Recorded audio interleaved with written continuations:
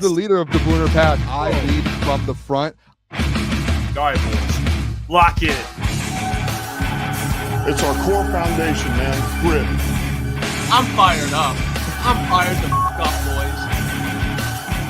It's pumping right now. It's got my juices pumping, boys.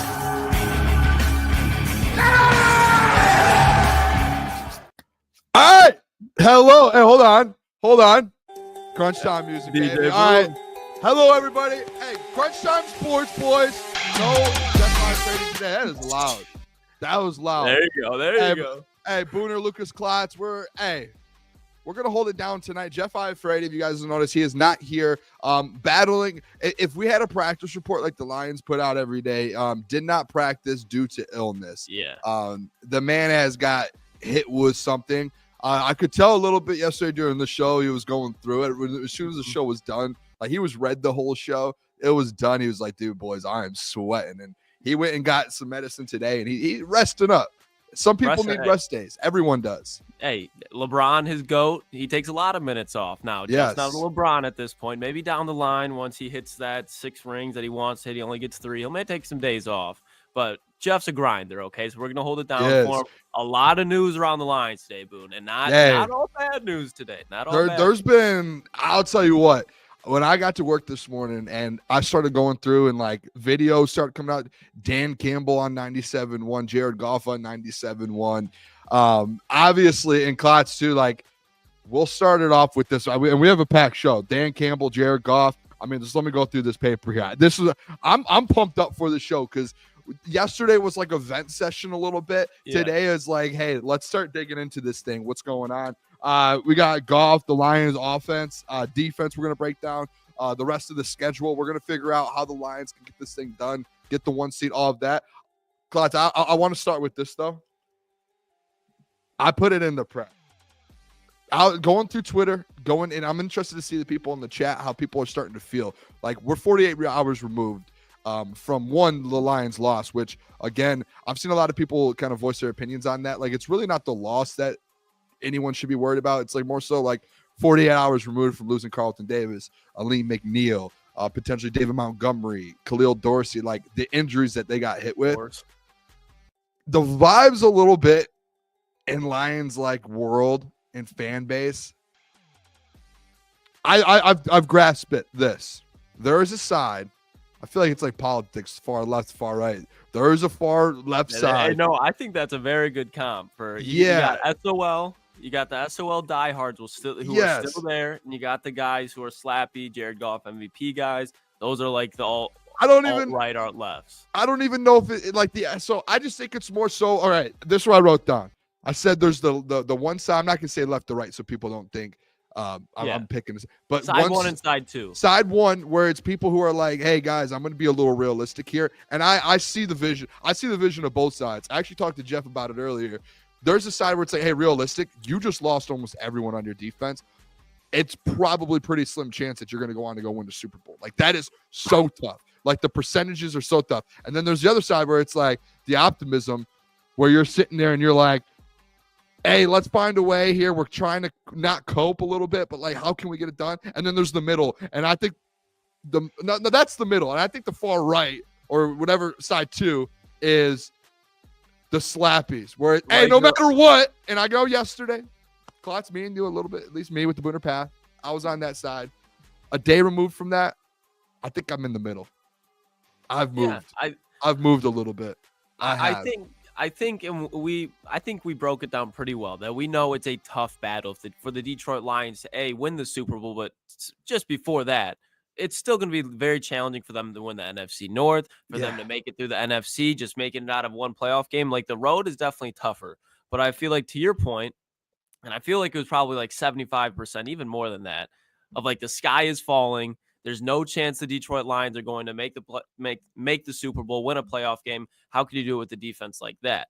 But then after yesterday, I should say, you woke up today and you look at it. It's like, okay, those injuries sucked, no doubt. But you also went up against, in my opinion, and we'll break it down later, the number one team in football right now in the Buffalo Bills, at least the hottest team. People can bring up the Eagles. Go ahead if you want to. I'm not going to hate you for that opinion. But in my opinion, the Buffalo Bills are playing the best football right now, at least over the last couple of weeks. And for those injuries to happen then, and then you look at onside kick, whether you agree with it or not, risky play call, didn't go in your favor. Mac Hollins, out of all people, returns it down to the 2-yard line, easy points. It was a tough game for the Detroit Lions to go into that with the Buffalo Bills, but they got smacked in the mouth. Get smacked in the mouth.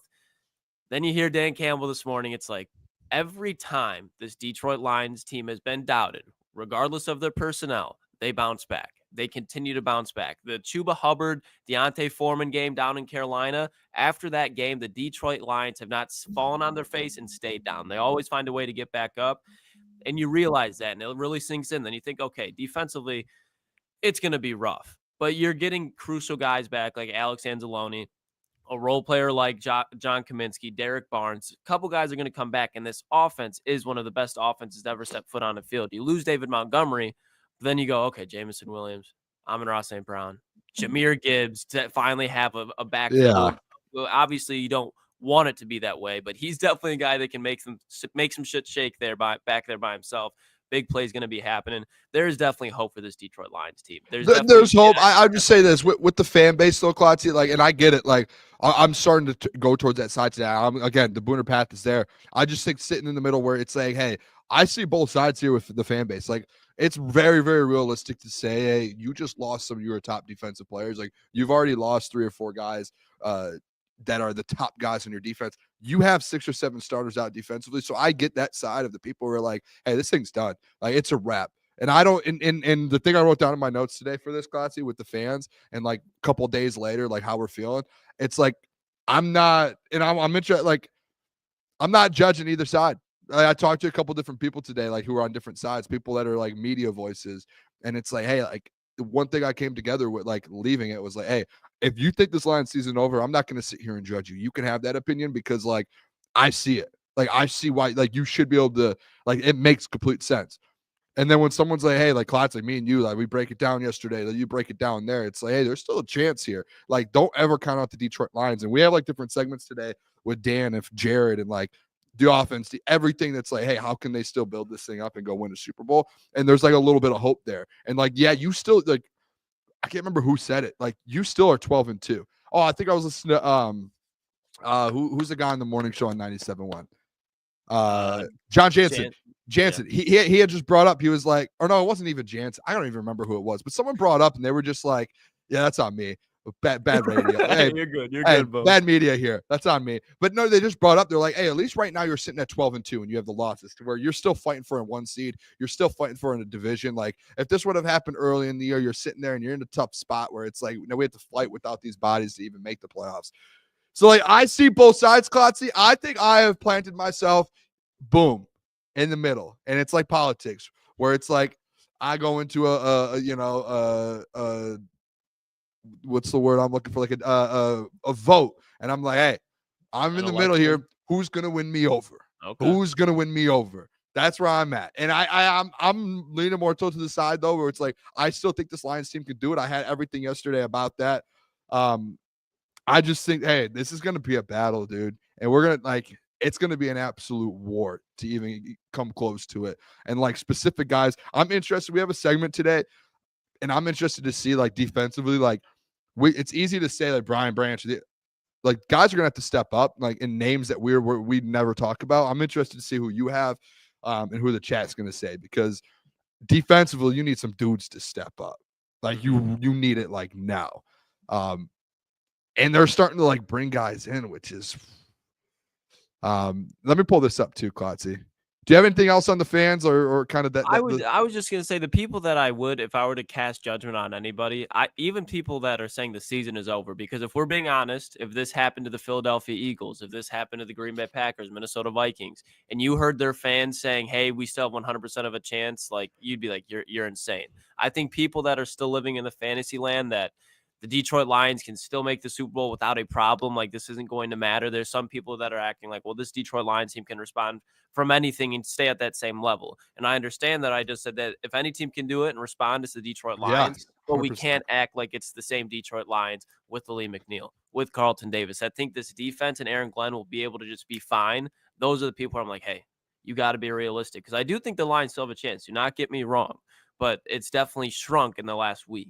Yeah, I think that what makes me mad a little bit is like the slappy side, and I've been put into that slappy category at times. I definitely have, and there are times where I have been the slappy. I just think like the people who are slappy saying, hey, they're still the same Lions team. They're still the number one team in the NFL. They're still going to be able to go, like, it's going to be an easy path to the Super Bowl, this, that. Like, it's not going to be. Like, you're an uphill battle. I said it yesterday 100 times, Klotz. Like, dude, you're sitting here. You are now on the same playing field as a lot of these teams that you were like 10 times better than a week ago. Not even 48 hours ago. Like the Green Bay Packers, the Minnesota Vikings, the Tampa Bay Buccaneers, the Rams. Like, those are teams that before it was like, yeah, you're clearly better than. Now it's like, no, you're not. You are either with them or you're going to have to battle to beat them. And you know what really makes me kind of a little bit like, a little weight off my shoulders is like we've seen the Lions as underdogs under Dan Campbell. Not this year, but like early last year or the year before, like when they almost went to the playoffs after beating the Packers and being a dog on the road. So like we've seen them as dogs. So, hey, if they're going to be dogs in the playoffs at times, guess what? Like, I don't know. I'm pretty confident Dan Campbell finds a way. That's just me. Am I understanding and willing to say, yeah, they're probably going to be underdogs in some games in the playoffs because of the losses they've had and what's been going on? Like, yeah, dude, like that's how I've been looking at it over the last like 24 hours since last night. I think I'm starting to realize that a little bit more, where it's like, hey, this isn't a guarantee anymore. You're on the same, like you have to fight just as hard as the Packers are going to have to win a Super Bowl. Mm-hmm. And I think that's why the years early on in this rebuild with 2021, 2022, whichever years, that 2-year span of just losing and finding a way to lose games, like this team is not fazed by being an underdog. At least the core guys are not. And even the veterans that they brought in, like DJ Reader, like that's looking at a line, knowing that they're the underdogs, that's only going to motivate them on top of what the motivation already is coming off of this last week, hearing all the noise, hearing how they can't do all of the success that they set out to do. And if there's a team that you do not want to play in the playoffs, you always talk about that team that's like, yeah, they might not be good on paper, but that's the last team you want to play when they have a chip on their shoulder. And that's the Detroit Lions. And the team that I'll get into later, there's another team in the NFC that I think fall into that category that people, in my opinion, should put over the Philadelphia Eagles. But if you're the Philadelphia Eagles, if they get smacked in the mouth, that's a team that really does not know how to respond, at least in that game. Usually it takes a week or two and they got to adjust. Is that the Cowboys? For the team that you better watch out for? Hell no. Get that out of here. No. But it's the Lions, like they just know that quarters 1 through 4, whether it's true or not, they have that belief that they are just better than you. They're going to be more physical than you. So I definitely think that the Lions, last team anybody in the NFC wants to see in the playoffs, regardless of their defensive situation. All right, Klotz, I'm going to bring this up real quick. I want to go over this here. The Lions made moves today, and obviously I feel like most of these are pretty obvious. Detroit Lions placed Carlton Davis on IR, Khalil Dorsey, Aleem McNeil, all on IR. They signed Anthony Pittman. Hey, he's back, baby. I'm a Pittman guy. The Lions love him special too. Teamer. Yeah, and they signed him to the active roster, so he's going instantly. Released edge Isaiah Thomas. And then signs. Do you know Stanley Thomas Oliver? Are you familiar? That is a name that has not come across my board. We're gonna have to do some research. One thing though, with this list, Klotz, and I want to bring this up because this is the most interesting part of it all. You notice one name not on the IR that was put on there, and that was David Montgomery, not placed on IR yet. And as soon as this tweet came out, that was my instant thought. Tweeted it out, and then I started doing more research, trying to figure out like what could be going on with David Montgomery. And I was talking to you before this, and I'm going to pull up another tweet here in just a second. But it seems like, at least the research I've done, these MCL tears, Klotz, I know there's like where you might have to get surgery. There's chances with MCLs to where it's like, hey, you can still play football. And it's not an ACL, as you said. It's not it's nothing like that where it's one of these major ones. It is a tough injury. But like, I mean, on Twitter, like maybe I just shouldn't read and believe everything I see on Twitter. It is brought up that like you can throw a knee brace on and play through it. And if you're going for a Super Bowl and trying to win a Super Bowl and you're David Montgomery and they're like, hey, you can play through this, you're probably like, yeah, I'll do it. And then, is this still on the screen? This pops up, Klotz. Yeah.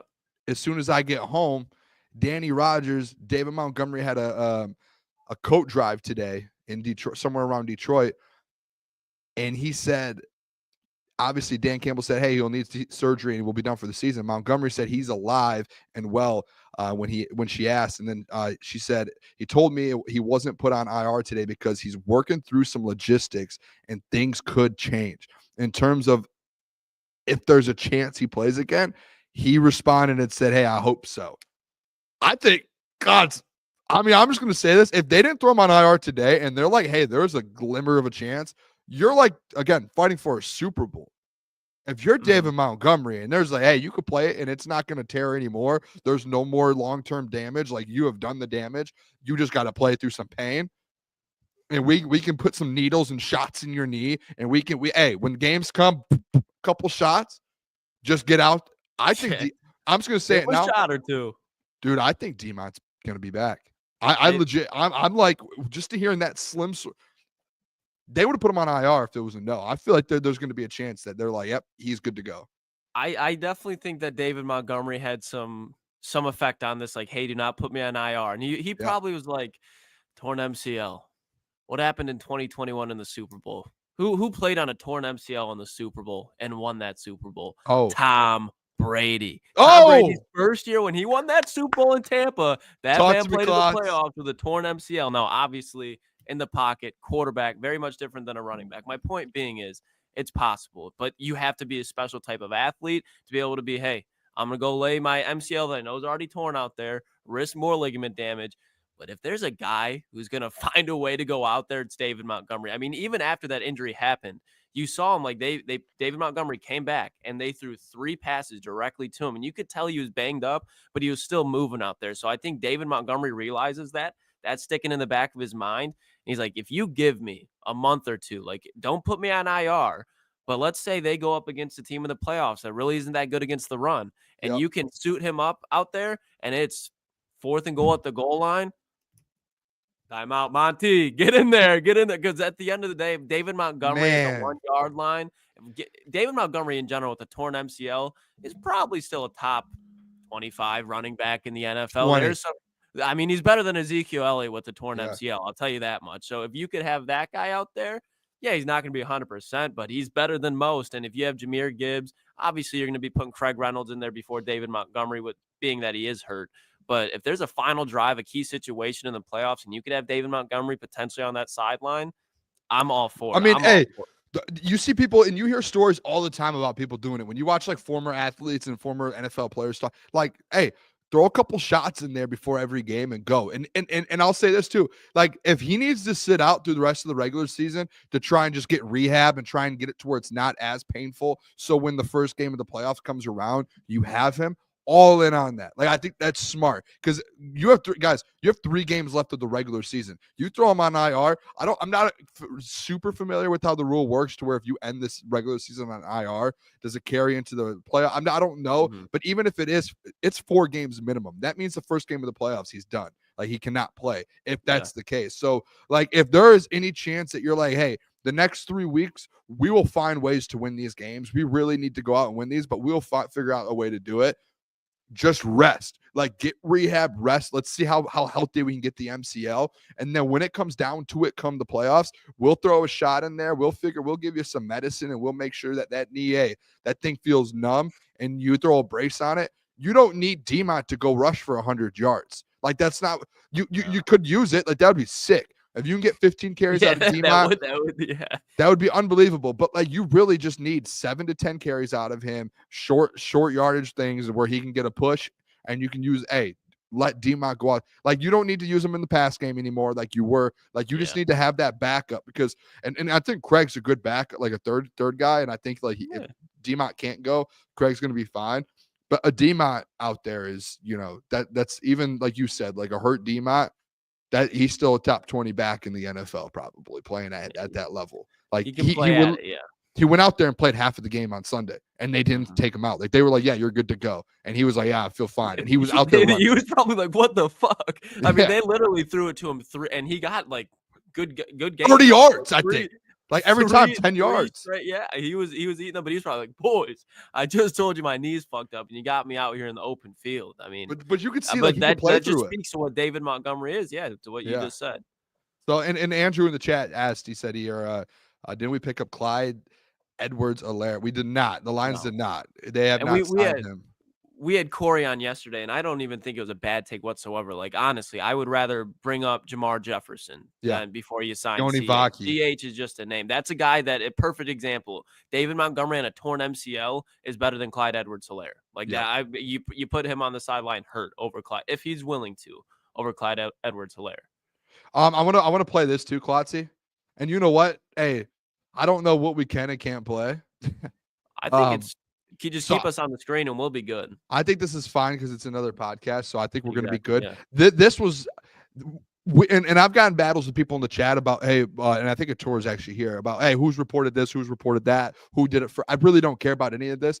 We finally got to see today, and like I texted the doc, and Doc was like, oh, we already wrote articles about it. I said, no, Doc, watch it. This is straight from the source. Straight from Aiden Hutchinson himself, talking about his recovery. No one's heard from Hutch really until he's went quiet for the most part. Yeah, until this morning. And like this podcast hasn't even gotten released yet. They Taylor Lautner gave the clip to Good Morning Football when he joined this morning, so they could play like an exclusive clip of it and talk about it. So here's Aiden Hutchinson, fellas, on his timetable of return. It's kind of crazy. Just I'm on track for my goal of returning for the Super Bowl. And so I keep telling all the boys when I see him in the facility, I'm like, you guys just got to get there. And I promise you, I'm going to be back, And I tell people that. My mom was like, I remember we were talking yesterday and she's like, but Aiden, like what if you don't get back? Like what if you can't? And I was like, there's no other way. Just I'm on track for my goal.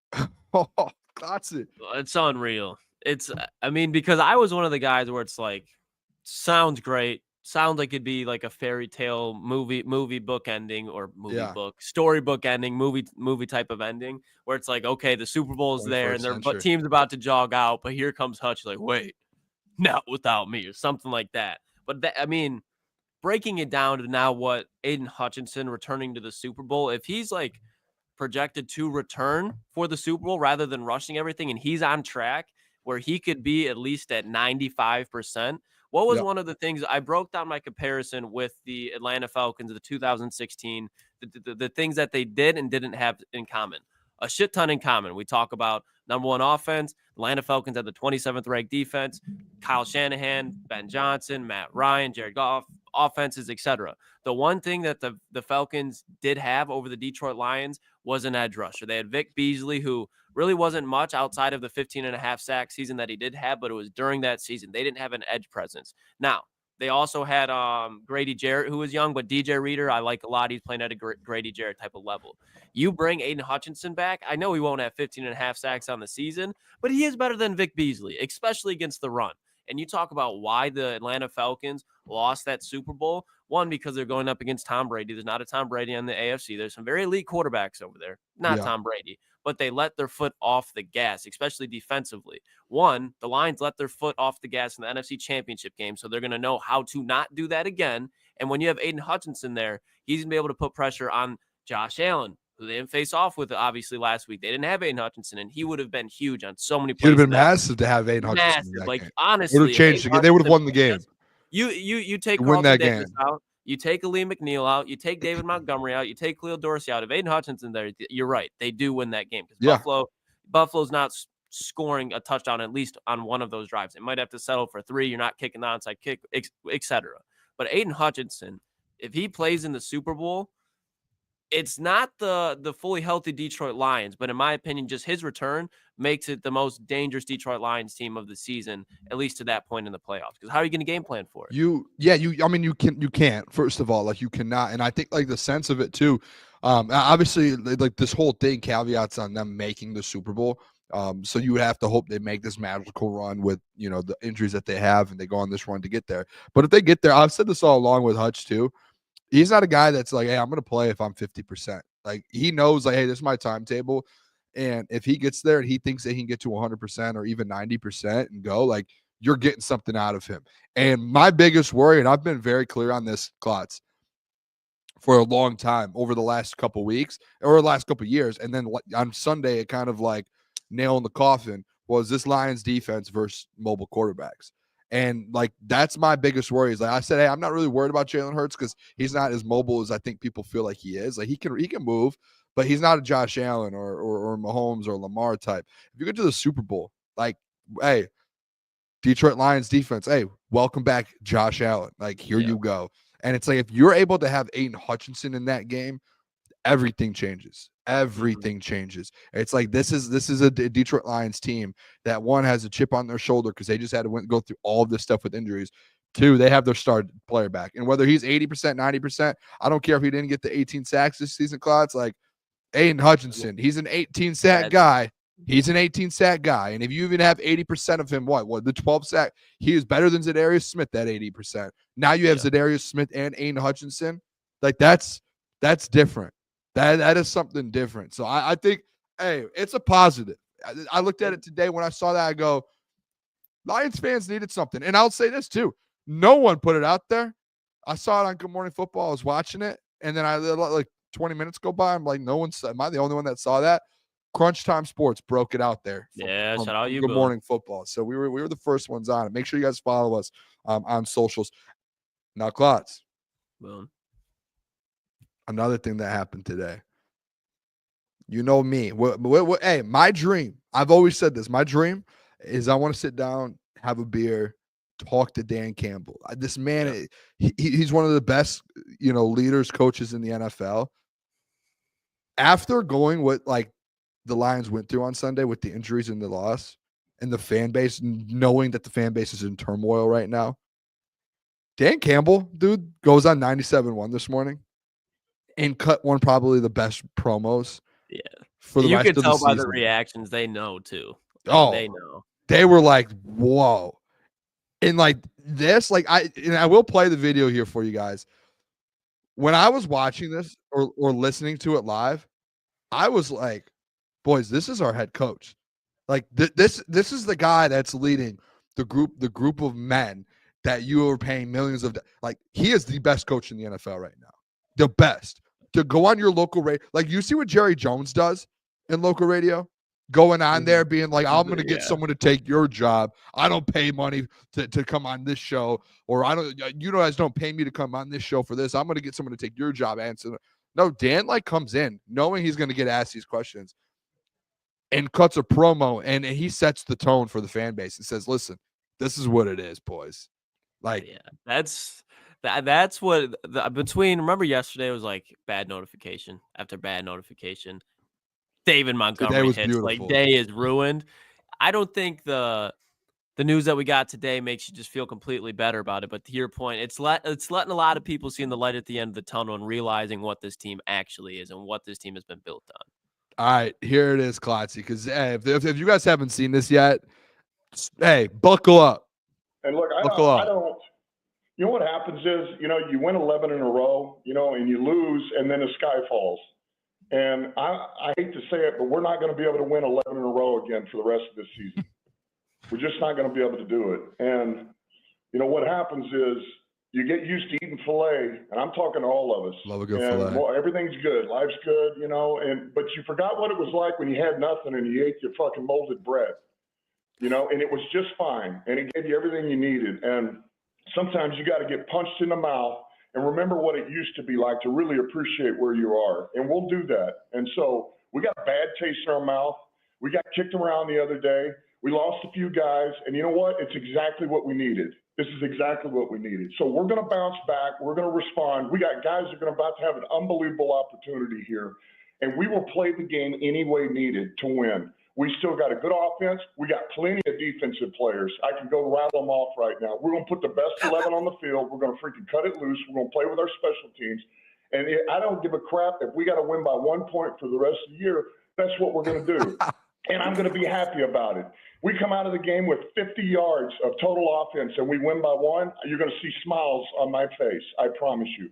All right. If it's the other way defensively, we give up 700 yards and we win by 1 point, you're going to see a fucking smile from my ear to ear. All right. I can promise you. So we're going to find a way and we're going to get it done.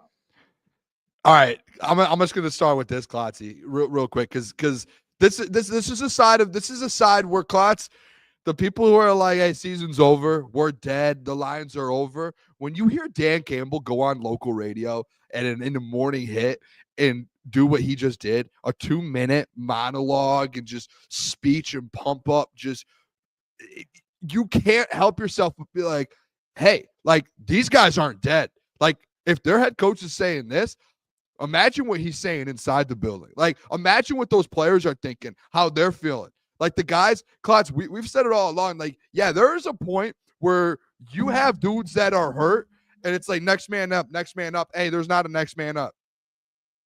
Dan, if you're playing for Dan Campbell, like, I almost trust next man up sometimes, where I'm like, yeah, if you're on the field, like, you're going to be playing at an elite level. Maybe not like Pro Bowl level, but like, hey, you're going to give something to help this team win a game.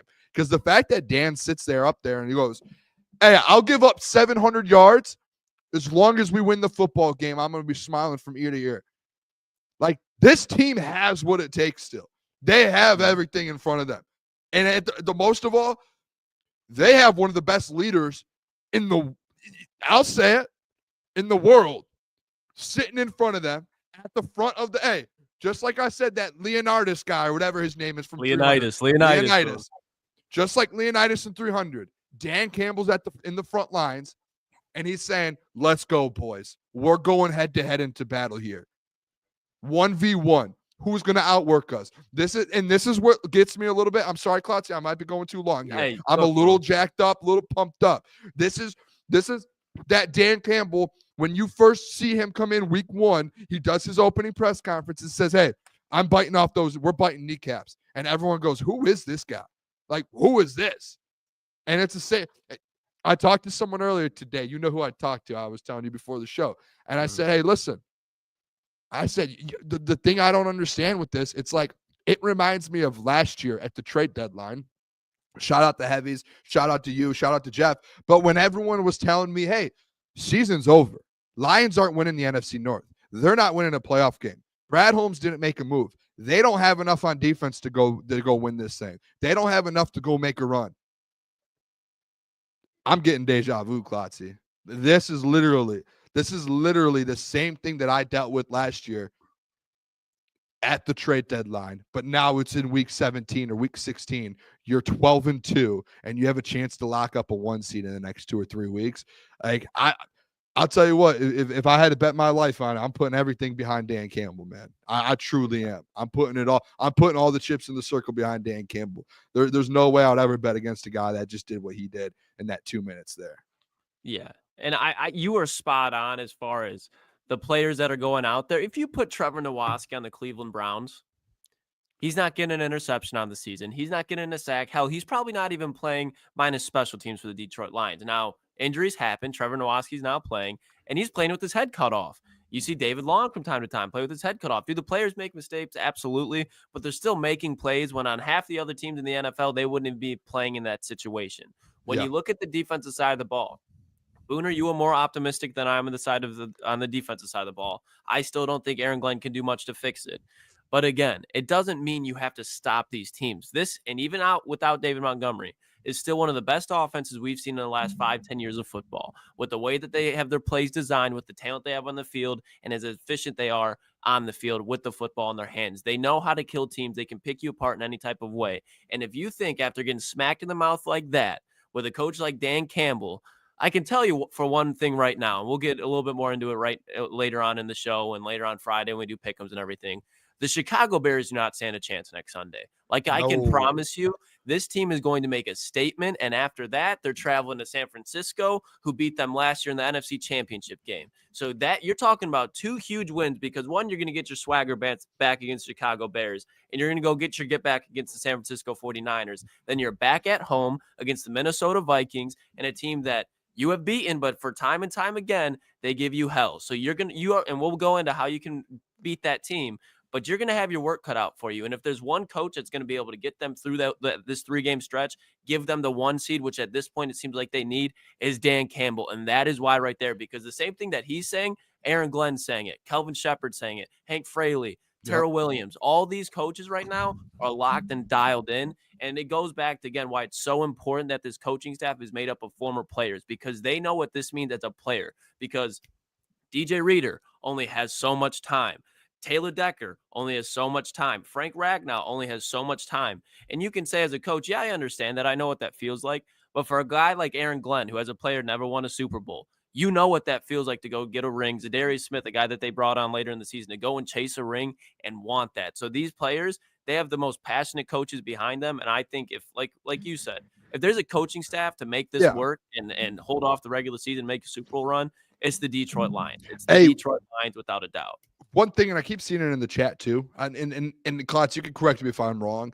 And this is where I'm going to go with this, because we opened up the show with it about the fan base and where guys are. Like, when I listen to Dan talk, listen, like, if you're out on the season and you're a fan, listen, if you're a Lions fan and you're like, hey, this season's over.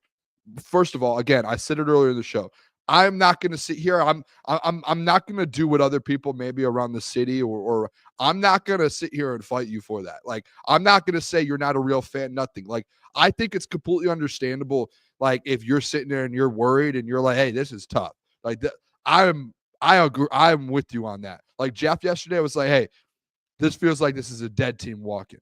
And I'm like, hey, that is fair. Like, completely fair. I'm not going to go at fault. I'm not going to argue. I'm not going to, like, I am with you. Like, I agree. Like, this is tough. But I'm also, and it's the same thing. Like, those same people, if they're that, like, I'm not going to blame them and say they don't trust Dan Campbell. Like, I know Jeff still is all in on Dan Campbell. It has nothing, like, these arguments, and the reason I bring this up is because I saw some people in the chat kind of bringing it up with Lions fans and this. Like, it has nothing to do with, like, those fans that are like, hey, this is done. Has nothing to do with them not trusting Dan Campbell, I don't think. I just think it's more so the injuries. So, like, I think there is a separate, like, I think those guys would say, yeah, I'm going into battle with Dan Campbell, like, all day. I just think for me, it's like, hey, I do, like, I've seen them get over these injuries. I know, like, enough is enough, but I feel like you can still win games and offensively. But again, like, it's the chats I keep saying. I mean, am I wrong, Klotzy? I see the chat a little bit, and I'm like, hey, like, I don't think you can blame fans for wanting to step away, not step away, but be like, hey, this might not happen. And it has nothing to do with trusting Dan Campbell. Nothing to do with trusting Dan Campbell. It's very realistic. Like, if you're somebody that's going to go off past history, data, realism for the most part, you might not completely write them off, but you're going to be close to it. So for people that are willing to step over that line and be like, you know what, I just don't think they can do it, you can't fault them whatsoever. But I don't think, to your point, you can fault any of these coaches. And I'm not even trying to be funny, but I'm being serious when I say this. If there's somebody that there's going to be casted blame on, it's that training staff, it's the recovery staff, it's the medical staff going on in Allen Park right now, because this isn't just, look at the other teams in the NFL. You don't, like, the 49ers are decimated and they don't sniff the Lions injuries right now as far as IR. And I'm not saying all these people need to lose their jobs, but there's something in the system, the recovery process. That's where the issue lies. Klotz, I'm not even going to say that. I'm just going to be like, as crazy as this might make me, so I already know people think I'm crazy. It's the football gods. Like, they're just like, hey, this is just not your year. Like, that's how they're doing everything they can to say, hey, like, God, like, we've had this training staff for years. And like, I said it the other day, like, yeah, the Lions offensive line, I feel like, but like, dude, this is unprecedented. Like, this is like someone like put a curse on the Lions for this year and said, hey, not this year. And the football gods were like, hey, we're not going to do it. By the way, too, I just want to throw this out. ETN just put, and I don't want to get too off topic because we have a lot of good stuff to talk about today. Michael Penix, starting quarterback for the Atlanta Falcons. Confirmed? He put it in there. I can pull it up here, but I have seen things, and like Dan Orlowski was talking about it today, some reports. Yeah, confirmed. Tom Pelissero, after Raheem Morris said, after review, we have made a decision. Michael Penix will be the Atlanta Falcons starting quarterback moving forward. This was a football decision. I don't want to get too into it. Kirk Cousins was playing bad. They owe him a lot of money. Kevin O'Connell. I'll just leave it at that. Kevin O'Connell. What are we leaving it at that for? Oh, as far as making him look good? Yeah. Look at what he's doing with Sam Darnold. There's going to be some teams scared to sign Sam Darnold next year because of that. I'll guarantee you. He will get paid, but like, people are going to look at it and be like, look what just happened to Kirk. Hey, and this is why they drafted Penix, Boone. That's why they drafted Penix. Yeah, fair enough, man. That's crazy. Wow. All right, hey, I'll bring this up though, because the Dan Campbell thing. Dan Campbell spoke with the media, and then Jared Goff obviously weekly speaks with 97.1, the flagship as well. he kind of had the similar thing. I don't have the clip of it. I should have clipped it. I just got a tweet that we put out. I don't know if anyone watched the interview, but Jared Klotz, I'll tell you what, he like came into that interview with a little bit of an edge, like a little bit, like they were asking him questions. He's like, what do you mean by that? Like, what do you mean? Like they would ask him like they asked him like, hey, to the people who say you can't throw a deep ball, you threw a 60-yard bomb into Campbell's hand. He was like, whatever, like don't care. Like it was just like the whole time. He just locked. Yeah, they asked him. They were like, hey, about the criticism from Lions fans about the injuries and you guys like potential struggle. He was like what do I care about what people have to say? Like he was like, what do you mean? Like it was crazy. But he brought this up and he said this. It was on one of their morning shows this morning. They asked him, can the Lions overcome the injuries and what are they going to do kind of going forward? And I thought this was one of the best quotes for a starting quarterback in the NFL to address the fan base. He just said, hey, we refuse to use any of these injuries as an excuse. We are going to be just fine. I'm telling you right now, we can overcome them, and don't be depressed. And that was kind of basically just a straight message to Lions fans. Like, do not be depressed. We are going to be just fine. Yeah. Just starting quarterback, Klotzy. Yeah, I mean, even like you see, like the body language last night of Caleb Williams on the bench on the sideline. Like you truly, and we will. This is like going back to Dan Campbell again, but this team, like they remain unfazed. They find a way to be optimistic. It goes even to the fourth down play calling where. Why do they go for it on fourth down? Because they just believe. They know that they can. They know that they can find a way to do something even when it seems improbable. And that's what this team, a lot of these players have been built on. Jared Goff, his whole career after he got traded from the Rams, he had to do the improbable, and that's what he done. Being a guy who's been basically sent off for his NFL career, being like, hey, you're going to the Lions, career's going to die. This guy's an MVP candidate now. Jamison Williams, he's gotten written off for basically the first 2 years of his NFL career, on track for 1,000 yards and 7 touchdowns. Amon-Ra St. Brown, 4th-round pick. You can just keep going through this roster, and you see guys that have just beat the odds. And I know that might sound cliche to say, but those are why Brad Holmes takes those players. That's why Brad Holmes resigns those players. That's why Brad Holmes gives the extensions on the players that he does, because he knows when times get rough, you can lean and depend on these guys to get you through some games. Obviously, if the roster stays this way right now, which it's not going to in the playoffs, it's going to be damn near impossible. But when you get that help, you still have a lot of those pillars still there. So if there's a team, like we said,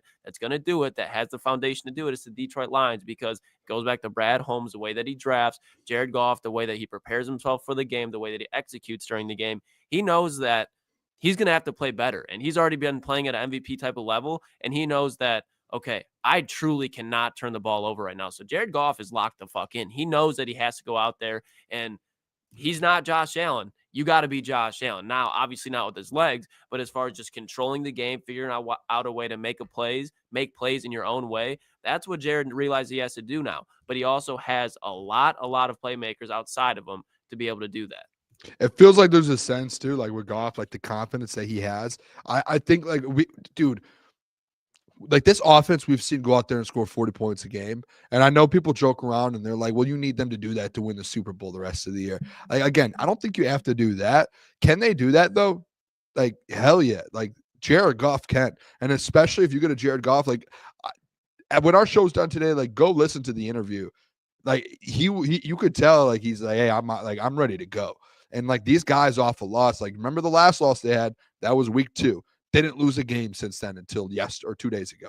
And that was because they were like, they were playing so bad. They're like, we have to figure this thing out. And they're just so like offensively, they're just so good. And you can't tell me this offense with Jared Goff and the way, like when he has that confidence, like you can't stop him. And if you can't stop him, who cares what your defense does? You're not winning the football game. Like you just won't. Because and this is where like defensively, and we'll get into the defensive conversation too, like as we're talking about it, Klotz. You're going to struggle to stop guys like with what you have. Like you're going to get stops though. And if you have an elite off, like that's where I can't comprehend a little bit that people aren't understanding a little. Like the people who are like, hey, this season's over with. They're like, hey, like they're acting like you're never going to get a stop again because of what you saw versus Josh Allen. Mm-hmm. Like I promise you what, like we've seen this defense in certain weeks without Carlton Davis. We've seen him without Aleem McNeil. We've seen him without DJ Reader, without Brian Branch, without, like, we've seen him without guys. And guess what they do?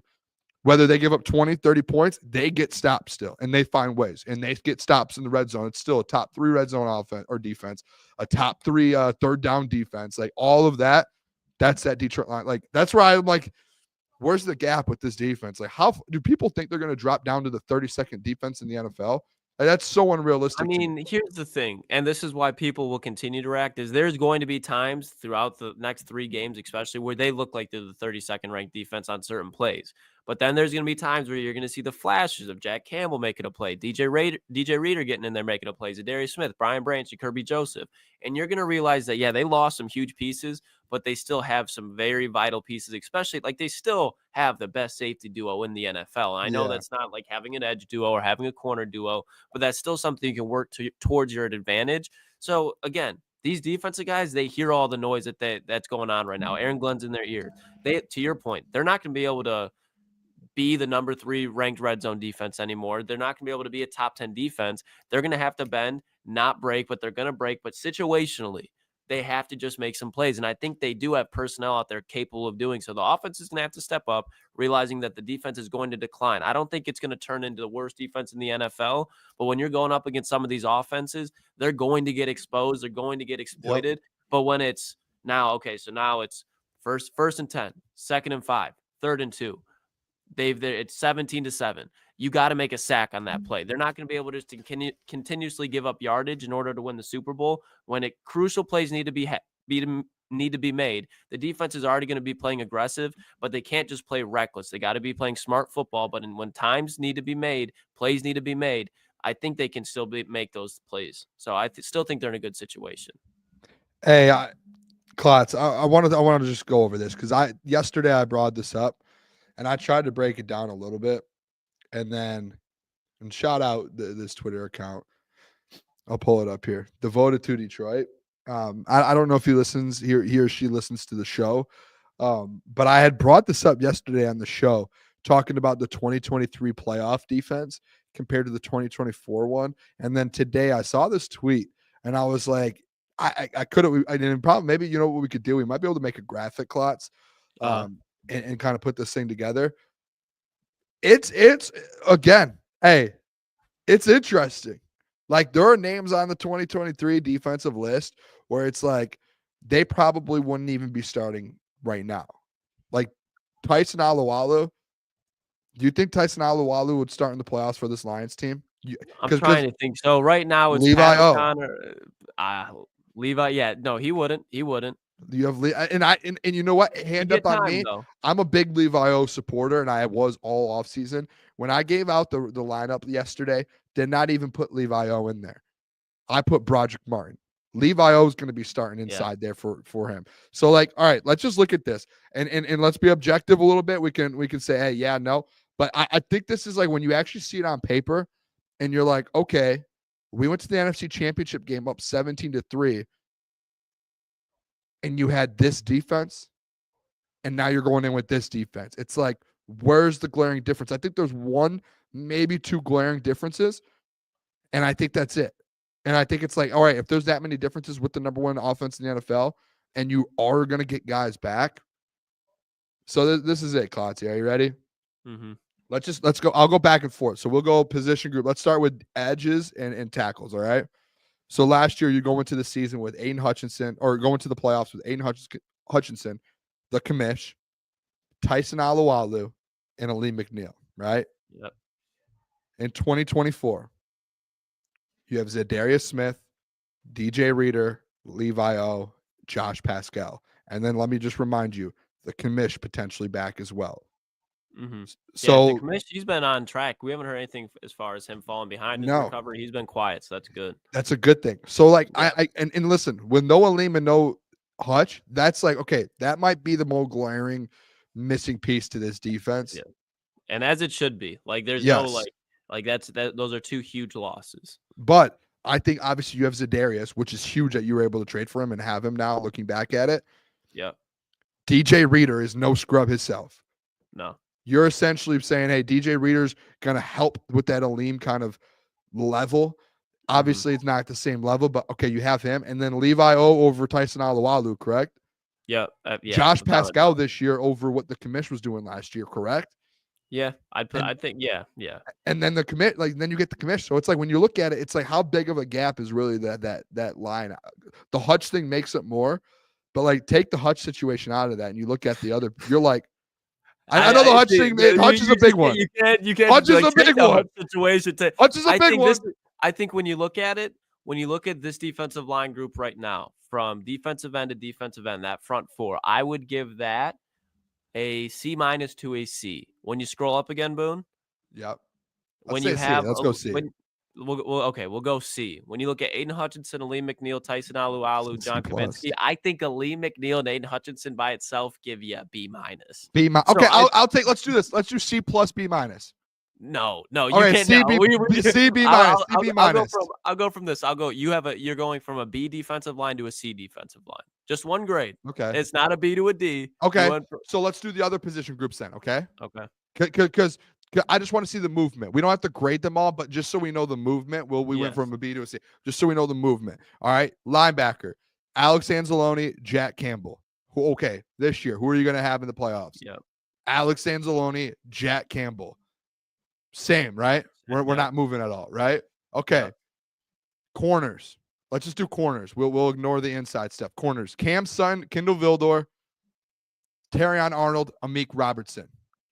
What are we doing there? I mean, yeah, it's definitely an upgrade, but it's definitely concerning. But the Lions have improved this year by default. It's let's say C to C plus. C to C plus. I'd more go like D plus to C minus. But okay, yeah, I'm just I'm not grading the grade. I'm just going the movement. It's all right, so that's an upgrade. All right, safety: Kirby Joseph, Brian Branch, Iffy. That's this year. Last year, Kirby Joseph, Brian Branch, C.J. Gardner-Johnson. I know, and this is just we're talking for playoffs. If he's supposed to be back for the playoffs, correct? Yeah. So if he's back for the offs, that'll definitely be huge because I wouldn't even be surprised if they move Iffy to strong safety just because Branch is better just all around, move him to nickelback. But either way, like that, I would say definitely, especially the way that CJ was playing, coming off a torn pec too. He wasn't playing good football. In the NFC Championship game, he took a absolute fucking cheater too. So yeah, you're upgraded. I just the thing that does hurt is just that the Hutch. And then caveat with all of it too is last year with the secondary, that was your secondary. Your backup was like Stephen Gilmore. Like that was your secondary. If someone goes down, that's your secondary. This year, when you scroll down, guess who you have over here too?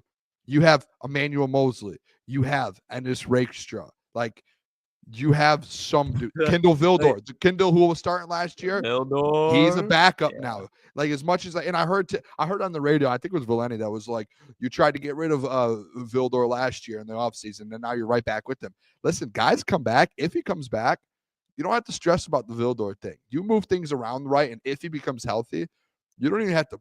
Guess what? Vildor is not there now all of a sudden because you brought Amik Robertson in. Yeah, true. I trust Amik on the outside regardless of the size differential. I know Vildor is actually, like, as far as his frame, like, pretty well built for being an outside corner. Amik's not, but I do not give a damn. I couldn't care less. You put Amik on the outside. He was playing outside in the division, not every play, but in a division with Patrick Mahomes, playing on the outside against that guy. So I trust him more than Kindle Vildor. Obviously, the Hutch thing, obviously. But when you put it, like what I was trying to say yesterday, Klotz, you put it on paper there and you actually look at it, it's like from last year's defense in the playoffs to this year's, it's like, I think the more so thing that's just shocking is like this year's defense, you were supposed to have, like, it was stacked, like nuts. Like Brad Holmes, like tip of the cap to him, because that man went out there and did work to put together a defense, and like he got the job done. It just injury wise. So you see what I'm saying there, Klotz? Yeah, I mean, it definitely. I haven't put it together on paper. It's like you're winning those two positions as far as linebacker and safety, but you're losing at what cost? You're losing arguably a top 5, not just defensive player, NFL player, Aiden Hutchinson. Then Aleem McNeil hurts too. I will say this. I have never been more happy to be so wrong about a player than Levi Onwuzurike. Like, if Levi was the player that I said he would be, this team would be hurting. But I think DJ Reader, he's playing, even though he's the age that he is playing his best football of his career right now. Obviously, defensive tackles, they age a little bit better because you're not asked to do as much athletically. It's more of a strength thing. DJ Reader's a strong motherfucker. And what have I said since the day we signed, as Detroit Lions fans, we signed DJ Reader? You're not paying him for week 1 through 18. You're paying that man and signing that man for the playoffs, because when he was in Cincinnati, they had Trey Hendrickson, so I'm not going to discount that. But DJ Reader wrecked havoc. When you looked at all the playoff matchups, when you look at when the Tennessee Titans had to play the Cincinnati Bengals, and the Cincinnati Bengals defense was terrible, DJ Reader was making plays on Derrick Henry, suffocating the pocket for Ryan Tannehill. And if you just watch through all those Cincinnati Bengal playoff runs, DJ Reader defensively was the cornerstone. So I'm not saying that he's going to turn it up into being a Lee McNeil getting to the quarterback, but DJ Reader is a piece you can build around. It's not Aiden Hutchinson. It's not a Lee McNeil, but DJ Reader is a very solid player that you can start to patch things up with. And that's all you're asking Aaron Glenn to do right now. You're not asking to be able to stop anyone. You're asking to patch this defense up enough where the offense has to play perfect, but they're still within the game, within striking distance. You're not letting them put together 12-play drives against you where they're taking off 6, 7, 8 minutes, and now Jared Goff has to go down the field in 2 minutes. Yeah. As long as you can limit these offenses situationally, they can do that. And a player like DJ Reader on the defensive line, I think, gives you a unit where you can start to be able to do that, especially with Za'Darius on the outside too. Hey, who do you and I forgot to ask this. This was on the question, honestly, for this whole segment. I just never asked it.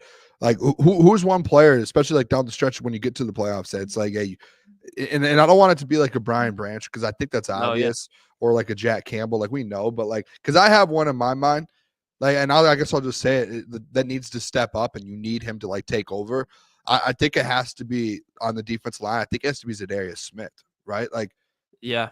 I maybe that's turn not the clock back, Za'Darius. You have to have it, Yeah. and I think he knows that, and I think everyone in that building and in that room, like, they know, and Za'Darius is like well aware, like, hey, this is like, I think him and DJ Reader, like those two guys, when you look at them, like you just said with DJ Reader, it's like, hey, we need you to be the cornerstone of that the middle of the defense here. Like, we need you to be the heart of this defense, of getting like stopping the run, and put pressure on the quarterback so Za'Darius can get there, Mohammed can get there, Josh Pascal can get there, Levi like that's gonna set everything up. And like Za'Darius say, hey, when I said yesterday he had that best 4-game stretch of his career, it wasn't really more so of his career. But if you looked at the stretch of football he was playing in Cleveland and then put that side by side with what he did in Detroit, it was like night and day difference.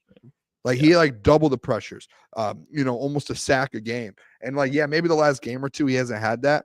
We got to see a couple games, like for our first 4 games here in Detroit, that man can play football. Like, he has a good edge. So it's like, when you go through a run, like, you need him to do that. I think my pick is Za'Darius Smith, like, big time. And I think that's a very good one too, because like you said, obviously getting to the quarterback, but you even pointed out yesterday, like last week against the Bills, Za'Darius really wasn't out there that much. And you saw how easily James Conner, Josh Allen, these running backs, Ray Davis and Ty Johnson were getting to the edges. So not only does he have to step up against getting to the quarterback, but he has got to do a lights out job at setting an edge and turning the plays back into DJ Reader and Jack Campbell and Levi Onwuzurike. Because when they start getting to the perimeter, which is where they're weak, and teams are going to try to attack that relentlessly, you're going to want to run at Kindle Vildor. You're going to want to run at Terrion Arnold. You're not going to want to turn it back up inside to Brian Branch, Jack Campbell, the rest of those boys. So against the run, he has got to be stout and turn it back to the Baltimore Ravens, Green Bay Packers, Minnesota Vikings, Za'Darius Smith that he once was. Can he do it quarters 1 through 4? No, but situationally, you have to do it. When they ask on you to make a play, Za'Darius, you got to do it. And I think he's capable. Take a guess at his snap count. Like percentage-wise, or like you can do percentages. I have both here. You could do both. Probably like 50% of the time. I'm not sure. Klotz. This man's Za'Darius Smith. There were 70 snaps in the defensive snaps. 30. Okay. 30 out of 70. So 40 something percent, about 43. Yeah. See, that's got, and I think that's something DJ Reader played in 70%. DJ Reader, the big fella, 49 out of 70. 70% of the snaps DJ Reader played in, and you have Za'Darius Smith in 40%. That's not a recipe to win. Back to what you were saying yesterday with when you're AG and you're going back to that drawing board, you got your paper, your sheets, you're ripping it in half and that's starting with you got to have DJ Reader out there, but you got to have DJ Reader fresh. And you do have Levi Onwuzurike. You have Josh Pascal who you can bump inside. So for a play or two, you can do that. But you got to have Zadarius Smith on the field more. I know he's a vet. I know he was cramping when he was first brought in. And it looked like it was hard for him to finish games. Yep. But that's literally when you talk about the gas tanks on E, you're putting your foot to the ground, pedal to the metal, and you're getting every ounce of gas that you can get out of these guys. Because at the end of the day, Zadarius Smith was brought here to win a Super Bowl. Zadarius Smith has not won a Super Bowl. If Zadarius Smith and these guys want to win a Super Bowl, that's what you're being asked to do. There's no more excuses. There's no more exceptions. That's what Jared Goff was saying today. Like, they do not care because they realize the situation. You have to play. You just got to find a way. Yeah, so, like, I'll just name them here right now. Are you ready?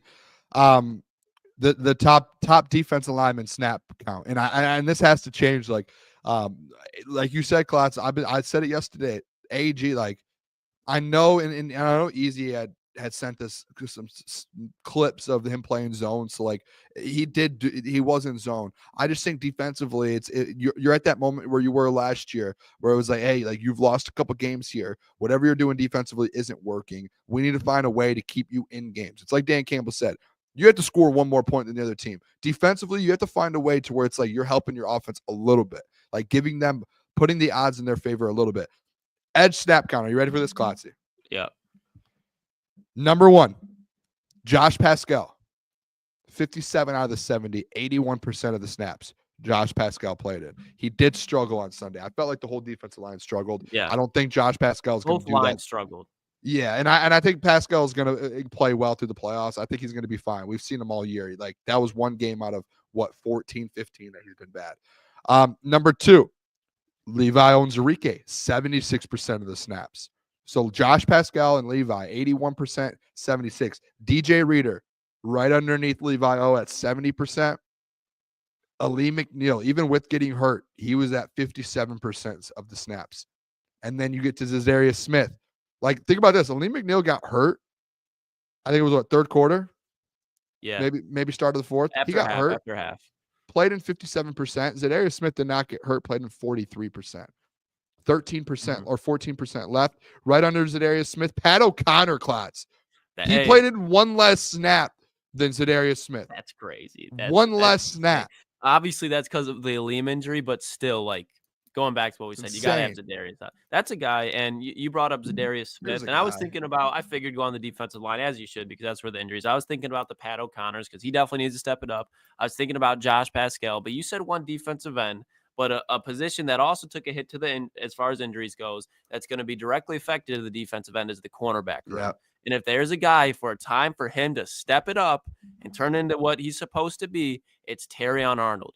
Terrion Arnold on the outside. We have seen through the whole course of the year, the man is in position to make plays. He's right there in the receiver hips. But what is he doing? He's drawing flags, and he's getting too excited, and he's just making simple mistakes when the ball is coming that way. If Terrion Arnold can lock it in, and he doesn't have to be Carlton Davis, but if he can just be a suitable starter on the outside, you don't have to be Carlton Davis, but hold your own from time to time. You don't got to go out there and lock up Justin Jefferson, but if they're asking you to play zone, you're not looking at the what's going on inside and letting Chris Godwin hitting the sideline on a wheel route. Obviously, Chris Godwin's hurt. That was just something that happened early on in the season where Terrion end zone coverage got caught lacking. You can't do that. At some point from now to the Super Bowl, that man has to get an interception, force a fumble. He's got to turn into a playmaker and not a liability on certain big plays and third downs. He hasn't really given up that many big plays where the pass is completed. It's all been through penalties. So cut down the penalties, make a couple of plays, and Terrion Arnold, just with his talent, will be a very good player. But it's time for all those things that need tuned up. Yep. I know it's a rookie corner. I know it's the hardest position to play outside a quarterback in the NFL. But you were drafted in the first round in a draft that had 14 straight offensive players. You went right.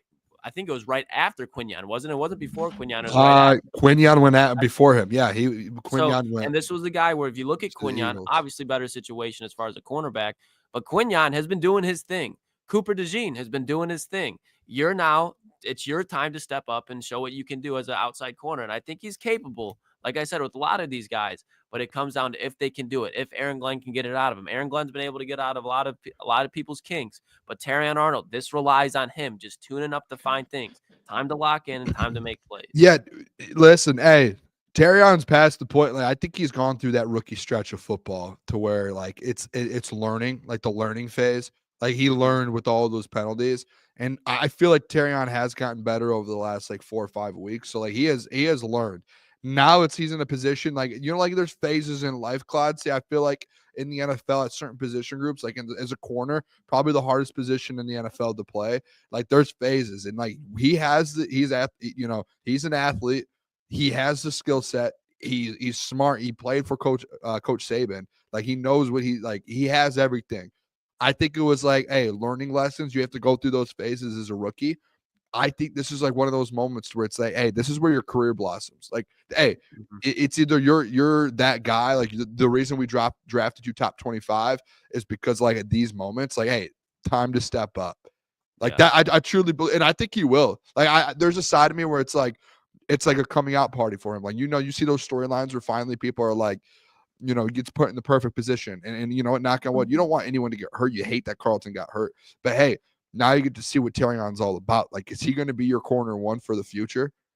Yeah. That's the question. And like, you're going to find out within the next 6-7 weeks if Terrion is that guy.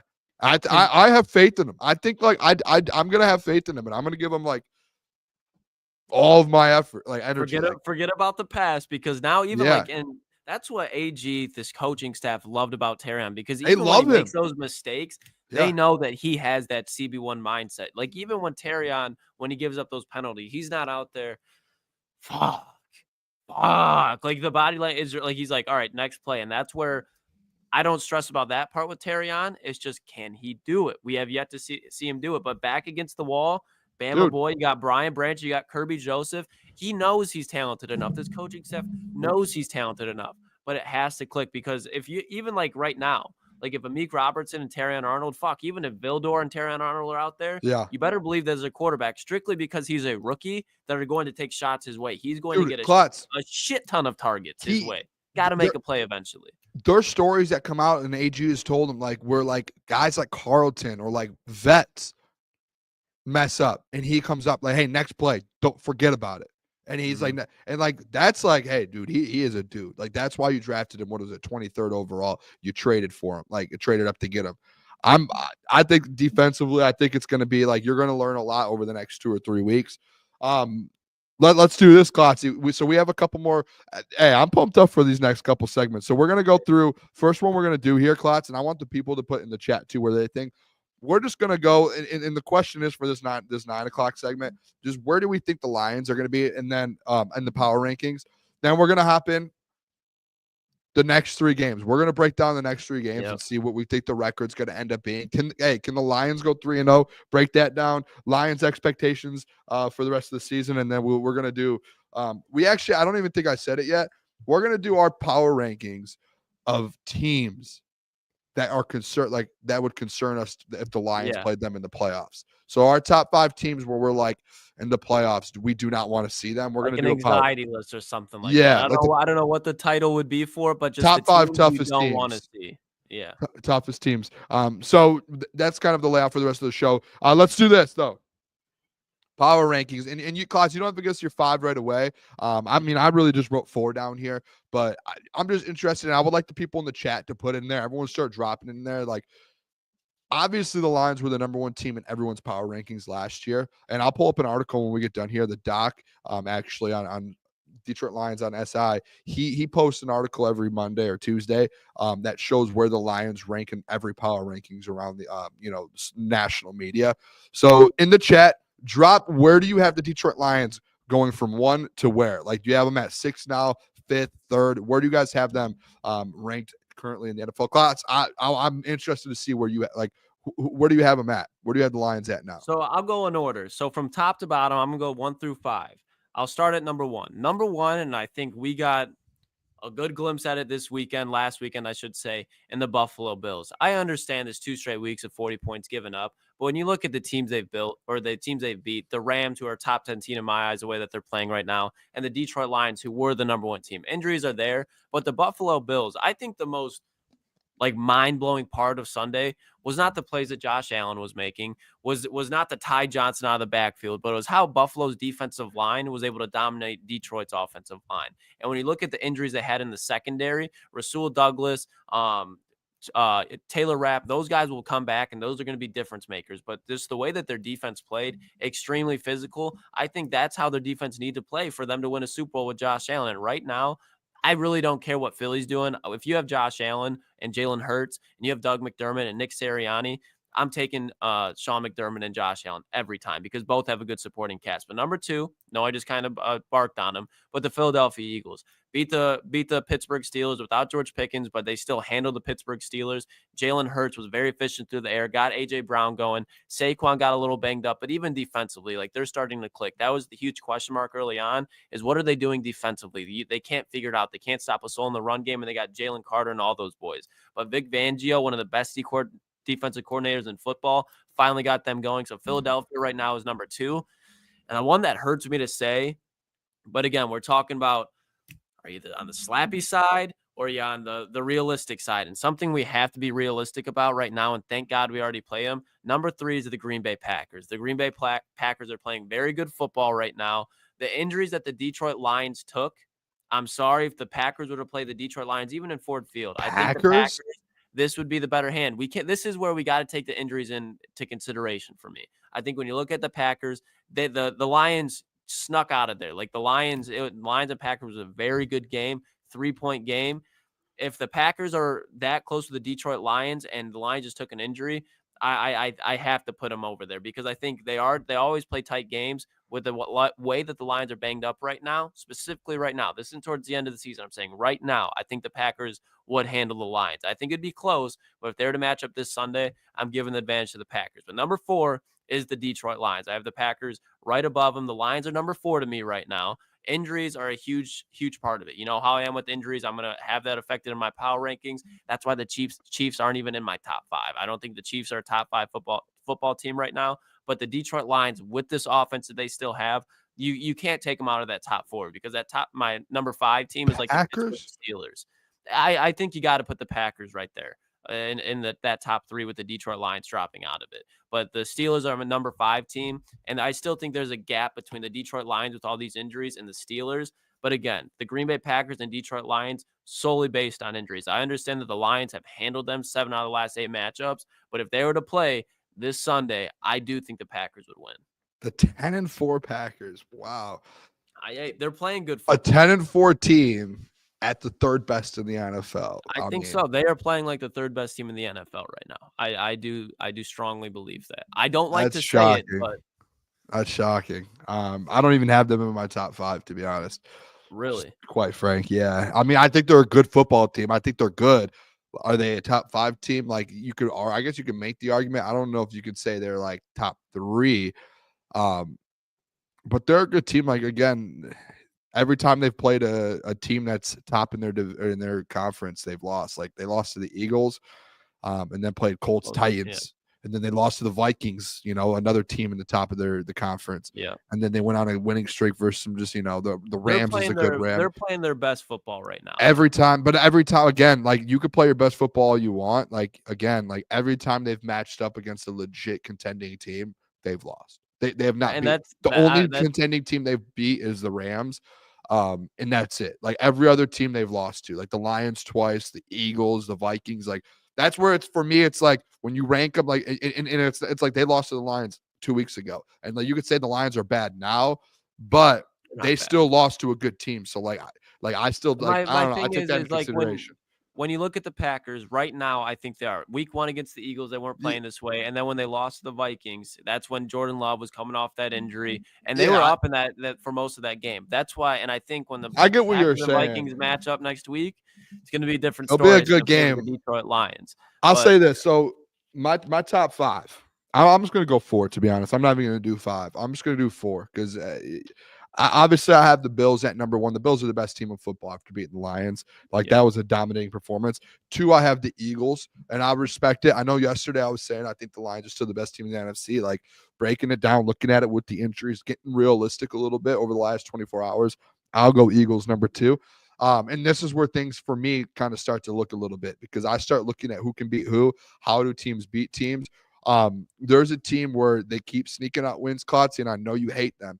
They currently right now have a top 5 defense in the NFL. They have dudes on their defense. And then obviously offensively, they might not be clicking like they usually do, but they just got back one of their, a very good running back that's going to start slowly getting back. They're going to get a receiver back soon.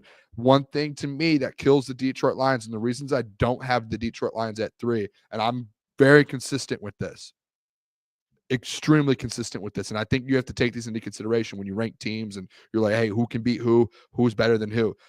Lions struggle, and no one in the chat, no one can argue this with me. Lions struggle with quarterbacks that stay alive and are mobile and can keep a play alive. Like bad.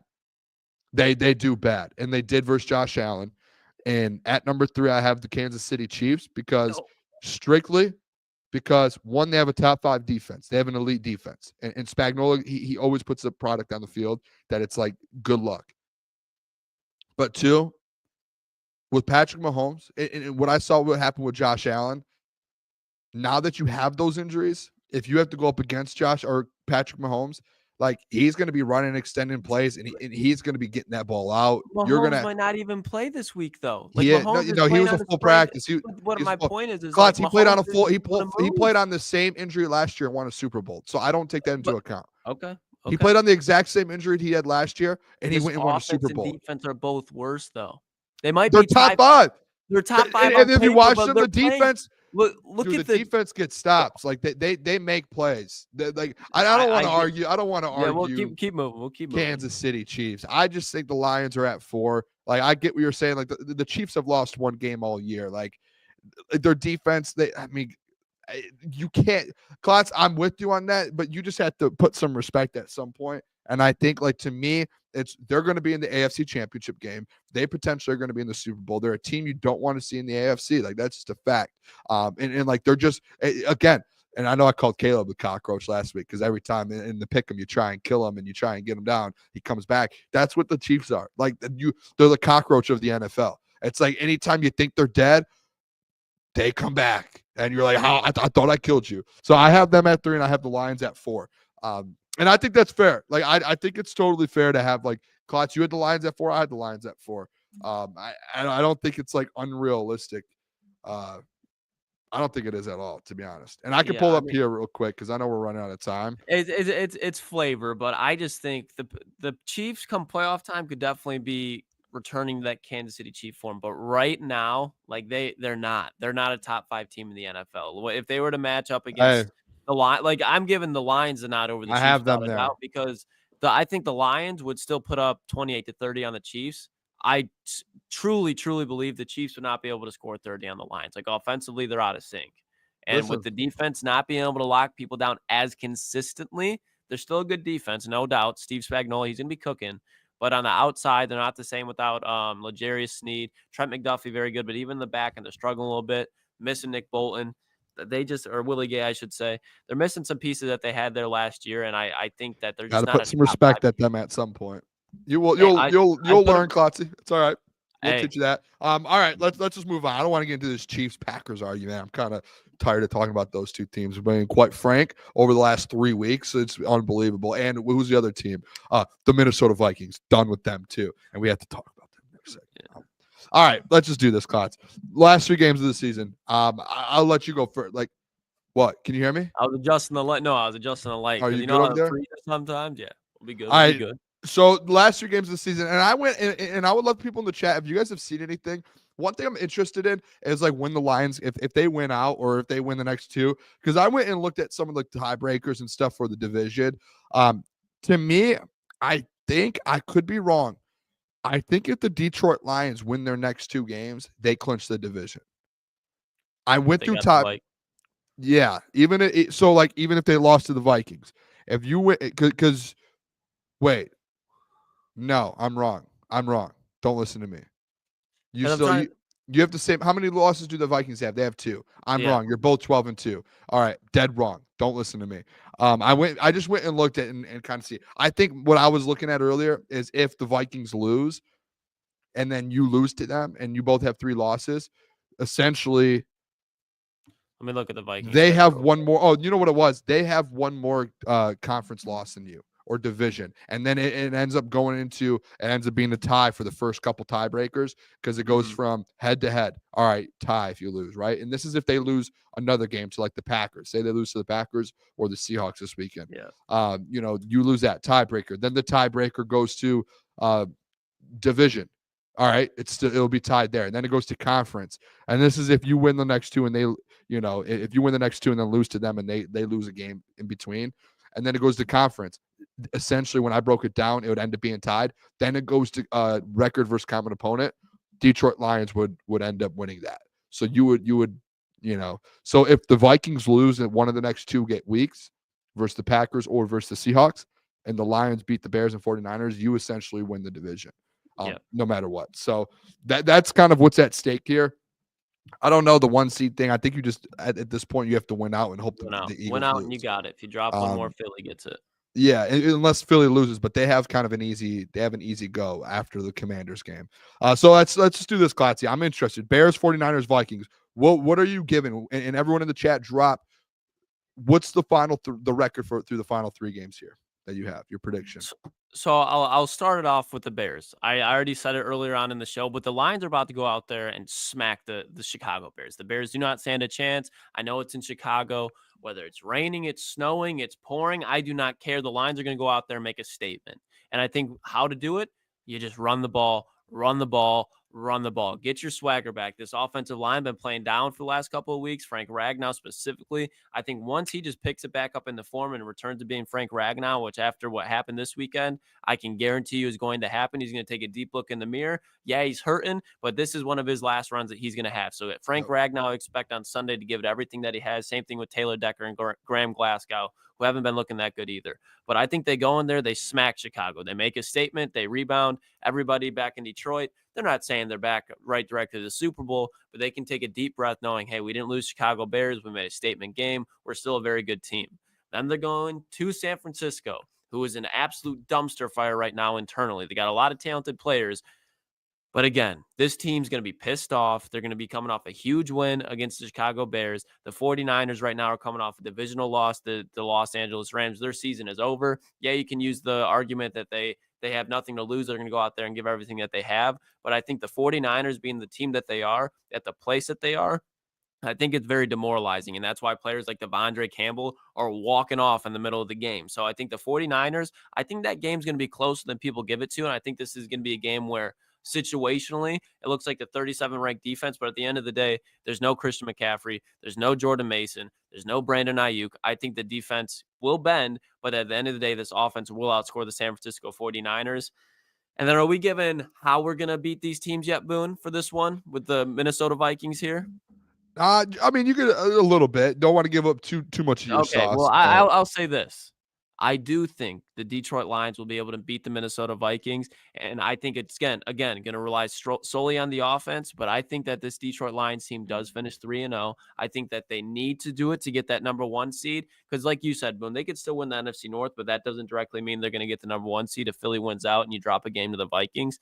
But I think this team needs the number 1 seed. So not only do they want to go 3-0, this team has to go 3-0. So give me the Lions finishing up 3-0, and they carry that momentum into the playoffs. It's not, and I don't think it's a sloppy take either. No, honestly, I think the 3 last games, and obviously my side of this here, Chicago Bears, you're winning that game by 1 million. Like that spread should be 13.5. They're going to win by 2 touchdowns. The 49ers, guys, like Klotz, what you said, one thing that I don't think people are really looking at, 49ers, if the Commanders win one more game, 49ers are eliminated from the playoffs. So like you're sitting there as a 49ers fan, you have 6 wins. I mean, you're 1 win away, or you have 6 wins, and the team that's sitting at 10th with the 10th overall pick in the playoffs is the New Orleans Saints with 5. So I'm not saying that they're going to tank or anything, but I think if you look at it, like they're going to be pretty like, hey, look, fellas, like Kyle Shanahan, hey, let's just move on to next year. We can get a top 10 pick. So I'm not saying they're going to be like, hey, we're done. But I think, again, that 49ers team, they're going to look at it and they're going to say, hey, we're out of this. We're trying to get a pick. So that's a win there. I think you go on the road to 49ers, San Fran. That's an easy win too. You're looking at 2-0. I think this Vikings week, fellas, It's so interesting. you're going to It's go gonna into be a that game. week at home with the 1 seed at the line. And Is it's that a either primetime game, Boone? it's to be announced. It's Oh, TBD. yeah, you're right. So it's going to end up being one. It's probably going to, depending on if the Vikings win the next 2 weeks or if they drop a game, it could potentially be for the division. But no matter what, if you win these next 2 games, you're playing for the 1 seed. And it's either you get the 1 seed, and if they win out, the Vikings win their next 2 games out, it's either you're going to get the 5. Mm-hmm. So you're sitting there and you're like, hey, you're playing for another home game here. Not just another home game, but 2 home games. And I think Dan Campbell, guys, this is where it comes down to. You can say the injuries, you can say all that. We've seen Dan Campbell and this Lions team in big games when, like, push comes to shove. Like that Packers game a couple years ago, when at first they were going into the game thinking they had a chance at the playoffs. And right before they took the field, they learned, hey, we don't have a chance. And they said, no, we don't care.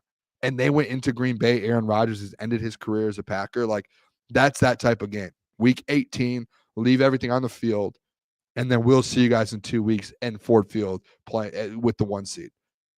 I think the Lions go 3-0. And Klotz, I think what you said, and I'm just gonna be quite frank. You need the 1 seed to win the Super Bowl. You need it. You need the 1 seed. You can't get put in a position to where you're fighting from behind through the playoffs, especially the injuries you have. You can't be outside in the playoffs with this defense. I'm sorry. You have to get the 1 seed. That's the Booner path. Again, I stated the Booner path yesterday, and we reworked it, and we went through it again. All roads lead through the 1 seed. Mm-hmm. Dan Campbell said it best 2 years ago after the Packers games. All roads lead through Detroit, and you need that for the whole NFC. And if you get the 1 seed, Klotz, I'll stay with what I said yesterday with the Booner path. If you get the 1 seed, I guarantee you're playing in the Super Bowl. Yes, especially I guarantee with all those guys returning. I don't care who you face in the NFC. I know we talked about our teams, and we're going to talk about our teams in a little bit who we're worried about in the NFC. Guarantee you, though, you're not losing at home in the playoffs. You will not. Yeah. No, and especially like that Vikings game, like that's going to be the game to seal it. And all you have to do, because if you look at like the Detroit Lions, Minnesota Vikings history, and then you just look at the Vikings season as it is right now and why I said that the Vikings is a game that I still believe the Detroit Lions can win. You go back and you look at the Vikings schedule right now. When you look at their wins, they're putting up points, but they're not outscoring a lot of teams. You look up, they put up 44 on Atlanta. Kirk Cousins played terrible. Jared Goff isn't playing at that level. But their 2 losses came in back-to-back weeks, the Lions and the Rams. Yep. The Minnesota Vikings put up 29 points. The Detroit Lions put up 31. The Los Angeles Rams, whose defense at that point especially was not good whatsoever. The Minnesota Vikings put up 20.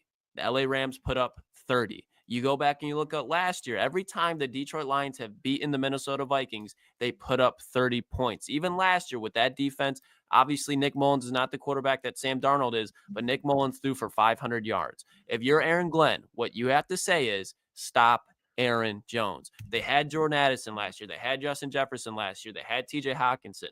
They didn't have Aaron Jones. And Aaron Jones is definitely an upgrade over what they had last year. If you're able to limit Aaron Jones, let Sam Darnold throw for 500 yards. That's fine, because they do not frequently put up 30 points. If you're the Detroit Lions, you're very capable of putting up 30 points, especially at home. If you put up 30-plus points on the Minnesota Vikings, chances are you're going to win that game. So I'm very confident the Lions can still put up 30 on them. When you look at the games that we remember early on in the season, it was Ben Johnson versus Brian Flores. Brian Flores is this mastermind, but Ben Johnson, this offense, always carves up the Minnesota Vikings. I don't see that to stop from happening anytime soon. So I'm very optimistic against Minnesota, even after the injuries, because it's always an offensive game, and that's what it's going to come down to again. Hey, I was thinking about this, dude. I put a parlay together for this week, and it was like plus 600 or something. It was essentially the Seahawks to beat the Vikings, the Lions to beat the Bears, and the Commanders to beat the Eagles. And if that happens, I correct me if I'm wrong, if somehow, some way the Commanders win this week and the Seahawks win, I just think the Lions win next week to clinch the 1 seed. The 1 seed, that's all it would take, yeah. I think Because that's that would give Philly another divisional loss too, because they took one to the Packers, and then who else did they lose? And the reason when I did the math with the Vikings, if they lose to the Seahawks or they lose to the Packers, that's another loss. If you go down even through division or conference or this or that, the one that I got to that it was record versus common opponent, and we played the Packers and we played the Seahawks and we beat both of them. And we beat the Packers twice. So if they lose to one of those two teams, that's where you sit there and you go, there's something to this. And Klotz, real quick, I'm sorry, real quick. The reason I thought of this, Commanders need to win basically to stay in this playoff race here. They're at 8 wins right now, or not 8 or 9. They need to win to continue to get this playoff. Like it's a desperate Commanders team where they're like, the Rams are right there. And yes, and then you look at the Seahawks. The Seahawks are still fighting for a division, I believe. Yeah. Like and the thing with both of them too, Vikings have to go on the road. And you know what? The Eagles, guess what they have to do? They have to go on the road. It's in Washington and it's in Seattle. So like I don't think it's a crazy thing this weekend to be like, hey, both of these two teams lose. And I'll tell you what, you guys, I've been thinking this for a long time, Klotz. I'm gonna let you go. I'm so sorry. I think the Eagles are due for a blow up. All the problems that they've had so many problems the last 4 or 5 weeks, and it feels like it just gets worse and worse and worse. And then to see a defensive line coach yelling versus Sirianni and Jalen Carter, they are due for what happened to them last year, and I'm just waiting for that downfall to happen. What did we talk about when the Eagles were at their low point? It was coming after a huge 4-week stretch. I don't think they're gonna drop an egg in the regular season, but it's always with the Philadelphia Eagles in the last 2 seasons after they lost Super Bowl. It's a great month in Philly. Then it's always a 1-week game where you're like, what the fuck is going on in Philadelphia? They get it back together for a 4 or 5 week stretch after that. What the fuck is going on with Philadelphia? You just saw it again last week when you're talking about Jalen Hurts and everybody's walking out of the field, like out of the stadium, like you can't win a game with Jalen Hurts. They barely beat the Panthers. Now you're coming off a week with no George Pickens. The Eagles usually handle the Steelers as it is. Philly's, it's up, but you see now Saquon's a little bit banged up. And I agree with you. They're due for something bad to happen. I don't think it's going to be in the regular season. I do think they win out. I don't think it's a lock. Washington can give them some trouble. I'm not going to say that they can't. I think they win out. But in the playoffs, nothing is a sure thing with Philadelphia. The sure thing that helped them out was in the NFC Championship game against the 49ers, and they had to trot out Christian McCaffrey. Philadelphia, if Brock Purdy's healthy, probably don't win that game. And I know it's unreasonable to say that now, 2 years past that. But Philadelphia, they're a very streaky team that relies on luck. I know you need it, and as any other NFL team, but Philadelphia definitely still has a culture issue. It hides for a little bit, and then it strikes, and then it hides, and then it strikes. Listen, I'm just gonna say this, Klotzy, and I know this was a good win versus Steelers. I just think there's going to be a point when they play like they have to go on the road, or they, and they're like, oh no, what just happened? And that's when like things hit the fan for them. I'm gonna go back and look last year. This is it right here. This is it. Are you ready? A big time win versus the Kansas City Chiefs and a big time win versus the Buffalo Bills. Puts them at 10-1. And then boom. 49ers, Dallas, Seattle, all losses. You just had 3 weeks. I don't know if it was the last 3 weeks here. No, they still had. Then they played the Giants, get a nice win, and then they lost to the Cardinals, lost to the Giants to end the season. Yeah, I remember that game. And then they lose to the Tampa Bay. So it's like, listen, I know it's a different team. I just think, hey, there's like we've seen this, and typically like that's a thing in the NFL. Like if you have a head coach and you have a culture, like it just doesn't leave like that. Like it at some point it's gonna come ahead. Whether you're the best team in the NFL or not, like it's gonna come. Yeah. And I think coming off this big Steelers win, after all the stuff for 2 or 3 weeks, you've had those 2 or 3 weeks thing where they were like, everyone's going at them. You get a big win, and then it's like, all right, how do you respond to that? You have to go on the road to a Dan Quinn, like just a dog-fighting Commanders team, that defense and that, and Jaden Dan. Like, I would be, if the Eagles lost to the Commanders, dude, like as a sports fan, it would be like 10 pounds lifted off my shoulders. Dude. I'd be like, oh, because that would be an NFC loss again. And then when you just look at it, like they'll be fine, but you look at Philadelphia and people look at them as just unbeatable right now. And it's like this, we've seen this team struggle a lot more than people will bring up now. So I think Washington, they can pull it off. I don't think it happens, but they definitely have the ability to. Dude, week 1 here. Are you ready? Mm-hmm.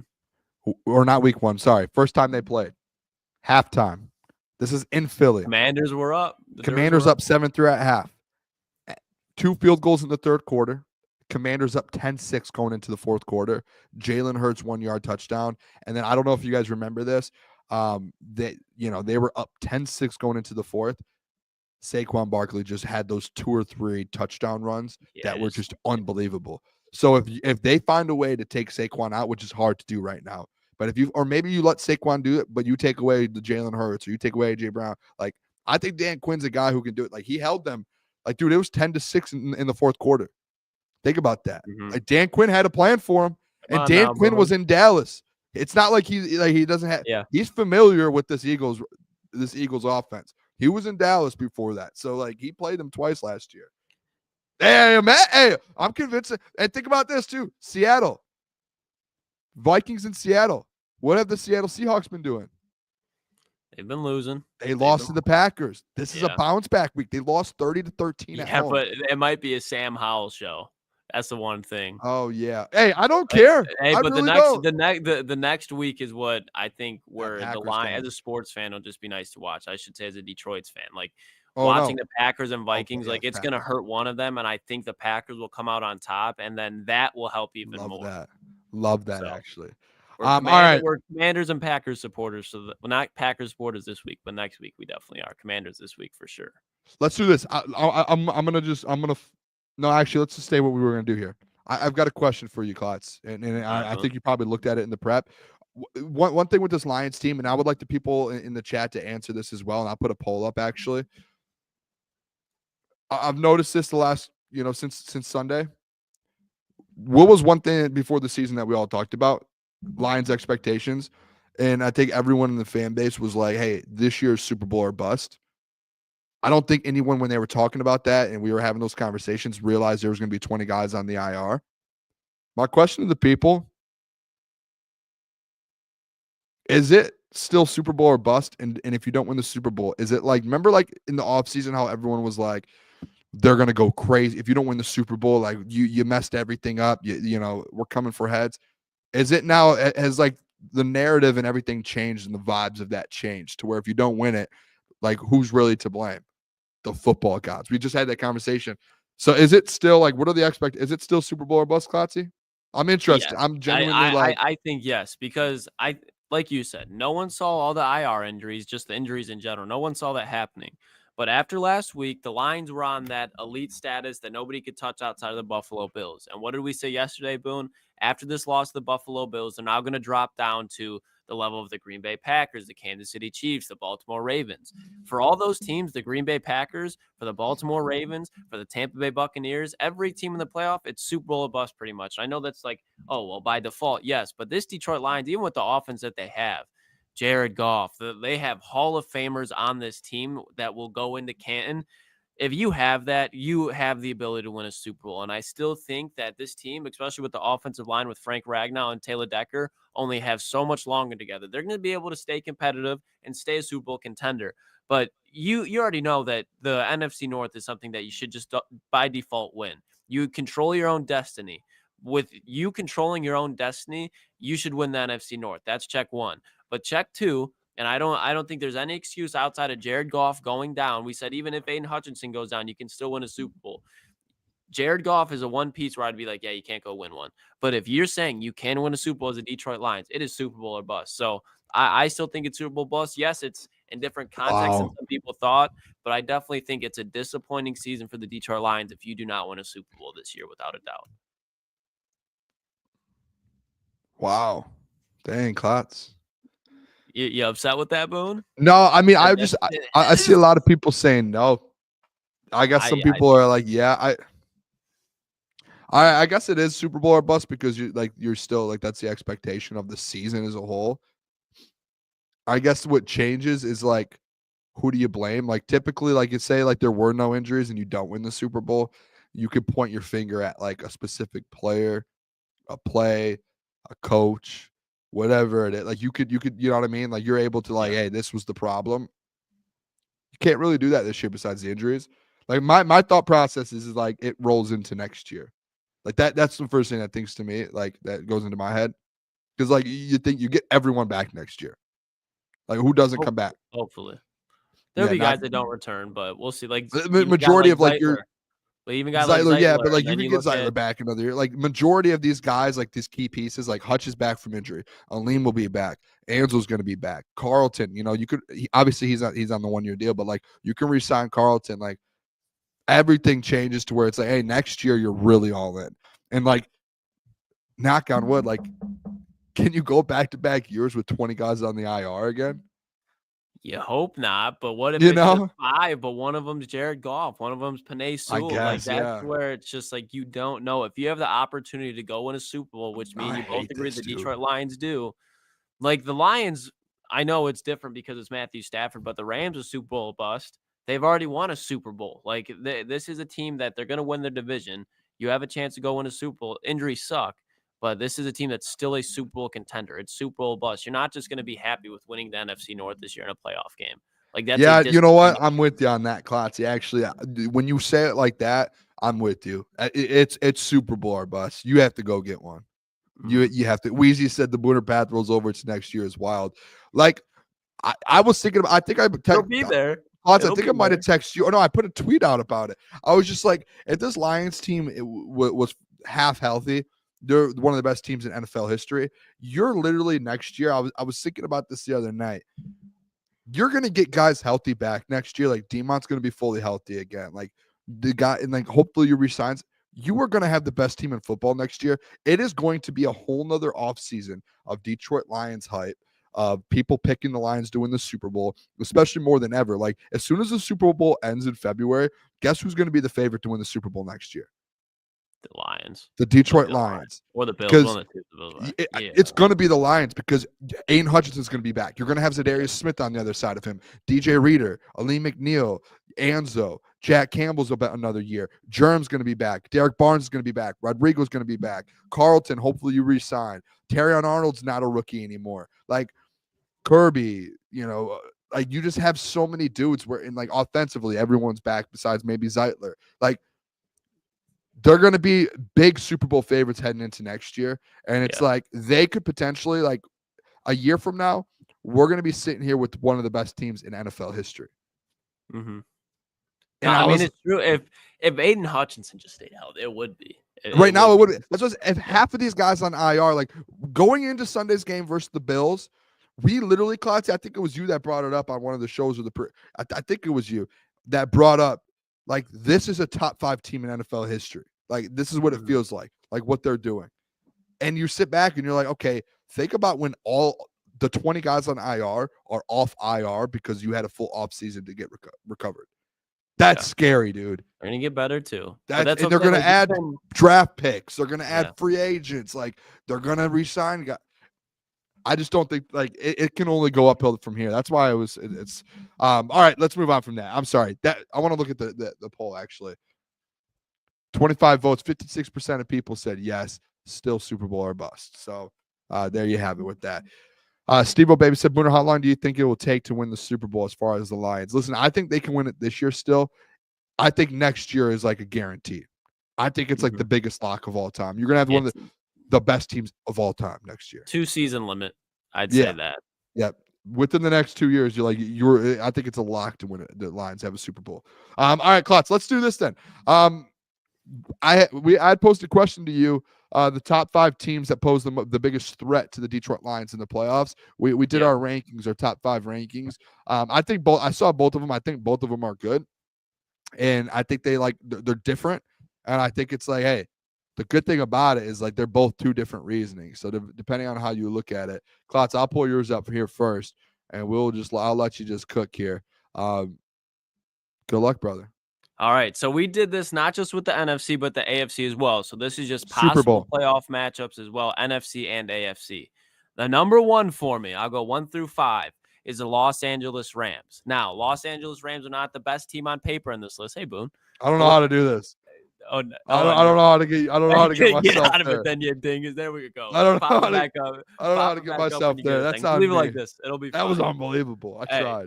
You're good. You're good. But you look at the Booner. What are we doing? you gotta put me at the. I gotta be at the top for you to do it. Just leave it. Just leave it. With you look at the LA Rams right now. The LA Rams just beat the Booner. I swear to God, if you do it, they just beat the Buffalo Bills. On a good day, the LA Rams can beat any team in the NFL, and they just proved it. And the other thing that just haunts me at night is, I'm sorry, there is no coach in the NFL that is beating Sean McVay 3 times. Shout out Boone for getting that right. I'm sorry. That's just not happening. If the Los Angeles Rams scare me more than a potential Super Bowl matchup with Josh Allen, with Lamar Jackson. I think the Rams are what would be the Lions' kryptonite to getting to the Super Bowl. I think especially with Cooper Kupp and Puka Nacua, those guys will shred the secondary. And with Aiden Hutchinson, even in week 1, this Rams team took the Detroit Lions to overtime. The Rams are not scared of the Lions. The Rams know exactly what this team is all about, and they're going to be healthier than they were in the first matchup. I think that's the one true team that stops the Lions from going to the Super Bowl if it were to happen. So Rams are number 1. Number 2 is the Buffalo Bills. I don't think we really have to expand on this much, but the Buffalo Bills, you saw it last Sunday, why they should be. I think Josh Allen, ton of playoff experience. This guy's went up against Patrick Mahomes numerous times and pretty much done everything you can to beat him, but she just can't do it. I think this is the year for the Buffalo Bills. And I think if they were to be on the opposite side in the Super Bowl, that's a team, in my opinion, outside of the LA Rams, where I think the Lions have the least amount of chance of winning. Doesn't mean they can't, but I still think the Bills would be the favorite in that matchup, and it's because of the elite quarterback play. And then you go with number 3. I know I'm not huge on the Ravens defense, but with how the Lions defense is right now, that'd be an offensive game. And we have seen not only elite quarterbacks, but Lamar Jackson shred this defense. I think with Derrick Henry being added to that, that's a huge factor. I think Zay Flowers is very nice. And defensively, like I said, they're not much, but I just think Lamar Jackson is a nightmare. And if you were to play him in the Super Bowl, you'd be having flashbacks of last year. He'd be making plays. Again, there's no stopping Lamar Jackson. Even if he's throwing for 200 yards, he's going to cut you up and eat up time on the other side of the clock. I think the Ravens would have a chance at controlling the clock into the Detroit Lions. And Lamar has really not forced the ball that much this year, not that many turnovers. So I think the Ravens would have an advantage on the Detroit Lions there. Number 4, the other best team in the NFC, the Philadelphia Eagles. They're playing good football right now, but I think just by default, being the number 1 or number 2 seed, they will be in the NFC. They got to be up there. They're a very good team on paper, and they have been tons of playoff experience on that roster. They've been in the Super Bowl. Nick Sirianni has been there before.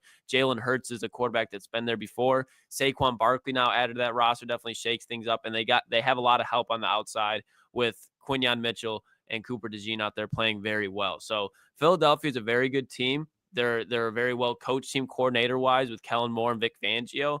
But it just goes back to, Booner, what we were talking about earlier, and that's why they're not my top 3.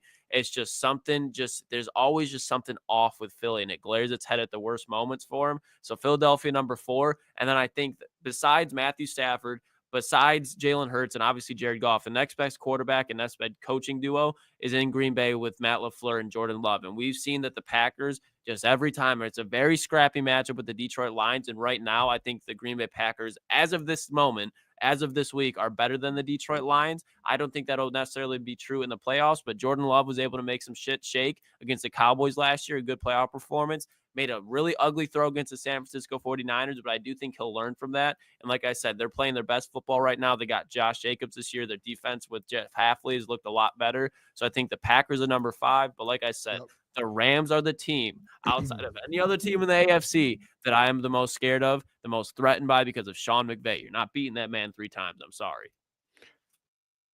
All right, Klotzy. Don't hate it. Right stand though. Don't hate it at all. All right, let me pull mine up here. Let me get me back in Boone. position here. Let me show you something here real quick, Lukas Klotz. Let me show you something here real quick. All right, let me break this down for you here. We have some similar teams, Klotzy, and it looked like to me we value different things, if that makes sense. Me, one thing, and again, people are probably tired of me saying this, and I really don't care because I think this is a big, and I guess it doesn't really matter because I didn't have the Ravens in mind. I just don't think the Ravens are going to be in the Super Bowl to even see the Lions. So I don't think it matters. The number one worry for me, though, with injuries, without injuries, no matter what, it's these quarterbacks. This quarterback play, Klotzy. Yeah. That's for me. And again, I don't have the Ravens in there because I don't think the Ravens make the Super Bowl or will have a chance. I think it's between the Chiefs and the Bills. I think the biggest worry, like I fully right now, I'm in on the Lions getting the 1 seed and making the Super Bowl. I'm worried when you get there with the injuries and the defensive line. I am nervous, and it makes me, question what we saw on Sunday with Josh Allen. And I think, again, I stated it earlier in the show, Patrick Mahomes, whether he's hurt, whether he has a good offense, whether they have a good defense, whatever it is, he is up there with those quarterbacks who can make and extend plays. And that's a problem with this Lions defense. It's been shown to be. We know it. If you're going to tell me in the chat or wherever it is, it's not. You're lying. Like, you're just lying to yourself, and you're coping. And that's a problem with this Lions defense, and it has been for years now. And we got to see it Sunday versus Josh Allen. And I know he's playing at MVP level. It's just you're gonna run into that problem, and until you stop it, it's gonna worry me. So that's why I have the Bills 1 and the Chiefs 2. Klotzy, it has nothing to do with how good these teams are. It's more so the style of play. Number 3, it's just the Eagles. I think they're the biggest threat in the NFC right now. Obviously, again, Klotzy, if they have that crash out that we were talking about, would love that. But until they have that crash out with Saquon and A.J. Brown and the defense playing the way they are, I'm going to stick with the Eagles and say, hey, that's a tough team. Number 4 and 5, it's another reason why I have the 1 and 2. Okay. It's hard to beat a football team 3 times in 1 year. Mm-hmm. It's hard to beat a football team 3 times in 1 year. For the Rams, especially with the guy like Matthew Stafford there, and by the way, G-Man said, hey, Booner, it's tough with that. Exactly. Every team struggles with running quarterback, so I agree with that. But with Matthew Stafford, like 3 times in 1 year, it's tough. And I know the Rams, you only played the Rams once. You played them in the playoffs last year. I count that. 1 calendar year. I count that. That's, in my mind, that counts. So it's tough. It is tough. And that's why I think with Matthew Stafford, Puka Nacua, those guys, like, hey, that offense is going to stick with your offense. It's what can you do versus their defense. So I think that I have the Rams at 4. I'm with Klotzy on everything he said about the Rams. And then 5 with the Packers. It's, hey, man, again, it goes back to beating the team 3 straight times in 1 season. It is a brutal thing to do. It's tough to do.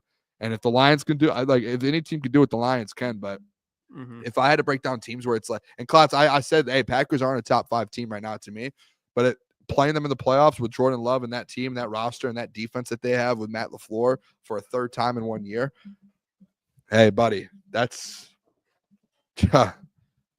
welcome. Hey, welcome to some adversity. That's going to be tough. The only one I disagree with is, obviously, we got into it earlier, the Chiefs. The Chiefs, I would be, this year specifically, with no Rashee Rice, no Hollywood Brown, that defense a little bit out of character. They're still good, but they're not the dominant defense that they were last year. The Chiefs, I would be more scared on paper and just seeing what's been done in the past. I've seen the Lions beat Andy Reid and Patrick Mahomes with injuries in Arrowhead. I think they'd be able to do it on a neutral site. Again, they did have injuries as well. Yeah, I know. No but Kelsey, no Chris Jones. I know, but you're saying now they don't have L'Jarius Sneed out there. They don't have Rashee Rice. They got injuries again. They're banged up. It's just Lamar the same thing for me. I just don't think there's no. I don't think, and I'm just dead honest. I just don't think there's a chance the Ravens make. And I agree. I don't think it's a big chance, but I think if the Bills and Chiefs were to match up early on, Bills would get the upper hand. And I'm not saying it would happen, but you saw what happened when the Bills and Chiefs, or not the Bills and Chiefs, the Ravens and Bills, my God, matched up earlier this year. The Ravens dog walked them somehow, some way. Obviously not the Bills team that they are right now. That was that bad stretch of football. Don't forget. Yeah, no, that's what I'm saying. But if there's a team who has a blueprint on them that could beat them, I think that the Ravens would have a better chance than, let's say, like the Broncos who get in, or the Chargers. I think the Ravens pose more of a threat. All right, let's do this. Let's do mailbag. So drop your questions if you guys haven't already. Just start any questions you guys have. We can go over them. Can I just address this? And Klotz is the Booner Path CPL. I think you know where I'm going with this. Wheezy said, I never thought the dog would give up like this. Who knew the Booner Path was all about front running? Wheezy, I don't know if you were here at the show yesterday. I laid the new path out. There was a new path for the Booner Path. It was about getting the 1 seed. You can go watch it. I remember what time we did it yesterday. The Booner Path is far from dead. It is far from dead. But we do have to have conversations. Hey, these are the roadblocks we're going to run into. This is what's happening. This is just a fact laid out. These are the injuries that are had. Like, this is how you get through them. The Booner Path right now, it goes through the 1 seed. You have to get the 1 seed. Booner Path to the Super Bowl. I laid it out yesterday. Klotzy laid it out too. We're all in on the Super Bowl. Yep. We're there. Brian asked, who is more important for the Lions to get back before the Super Bowl? Hutch, Knuckles, Anzo, all said they will be back for it. I'll just take Anzo out. Anzo's going to be back potentially even week 18. So let's just do Hutch and D-Mont. It's not even a question. It's Hutch. Like it's Hutch. It's not even a question. Yeah, if you get Hutch before the Super Bowl, like the NFC, if you get to the NFC Championship game versus the Eagles and Hutch comes back healthy, come on now, it's a problem. Michael Daly said, thoughts on the Lions not putting Monty on IR and him saying they're dealing with some logistics. We talked about this at the beginning of the show. I'm in a belief, and I have no sources, and we will ask the doc tomorrow when he comes on. And I'm sure actually before even then, Dan's going to talk to the media tomorrow. So I'm sure they're going to hear from Dan. I think he is going to end up playing. I think maybe he takes a couple weeks off. They're not going to put him on IR, and he's going to end up playing for the Lions down the stretch. Yeah, I want to see what they have to say about the logistics of thing. Of maybe they're like, okay, D-Mont season, it's got to be over. But I think if David Montgomery has a chance of somehow playing, we talked about it earlier. There's been players, Tom Brady in the Super Bowl when they won it in 2021, who've played on torn MCLs, and you saw even he was playing on it after it happened during the game, and he didn't look like usual David Montgomery, but. David Montgomery on a torn MCL is better than CH, who people are telling to bring in, Ezekiel Elliott, like players like that who could be picked up. Obviously, Zeke's rostered, but he really shouldn't be. But those are the type of guys you'd be picked up. Like David Montgomery, you give him 5 carries and 2 of them are at the goal line. I'm happy with that. And this is a good question. Klotz, I'm interested in this one.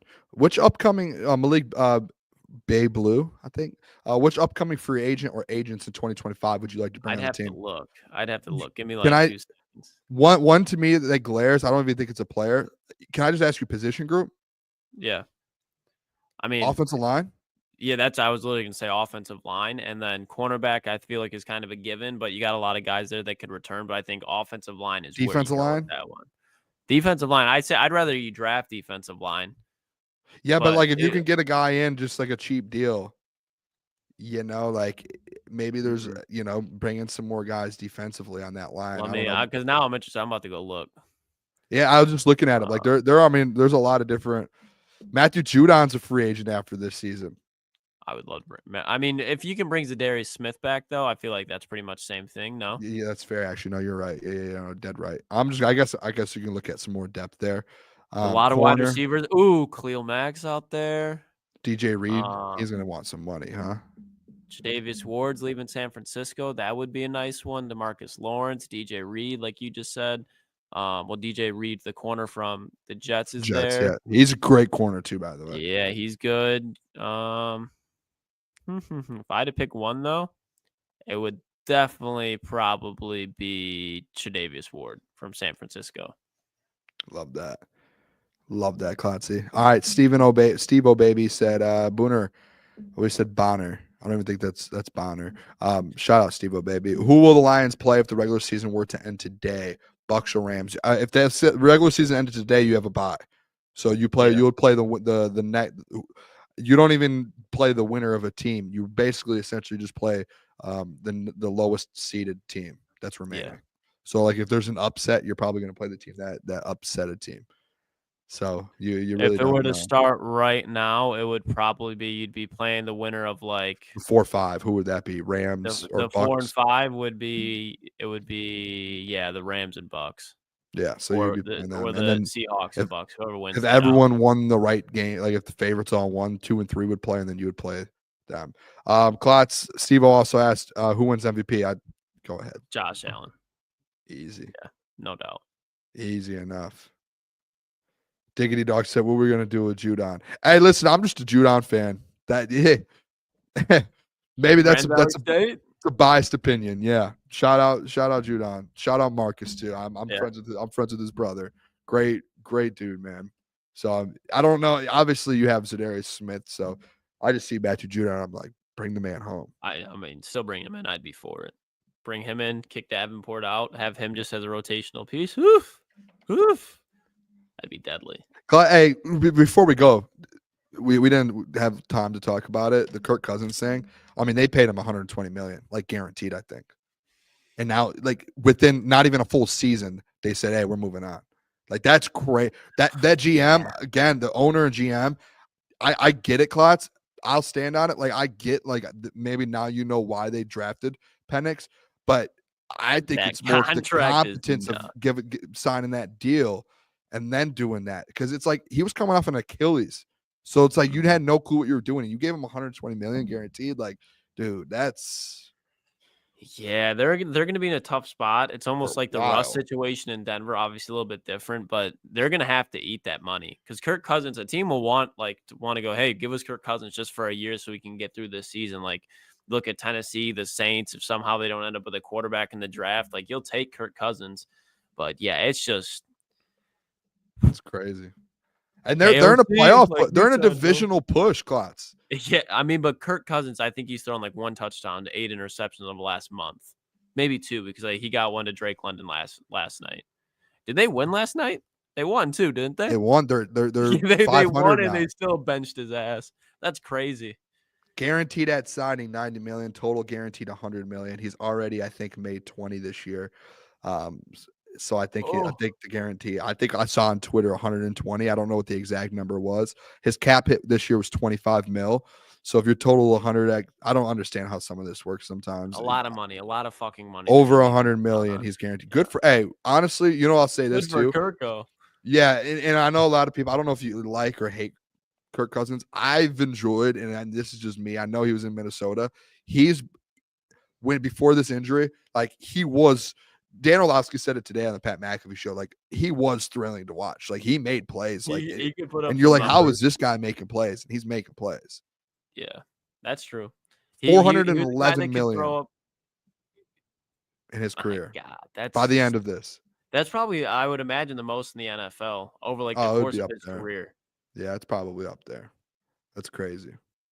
Bro's made more money than Aaron Rodgers, more than Peyton Manning, probably.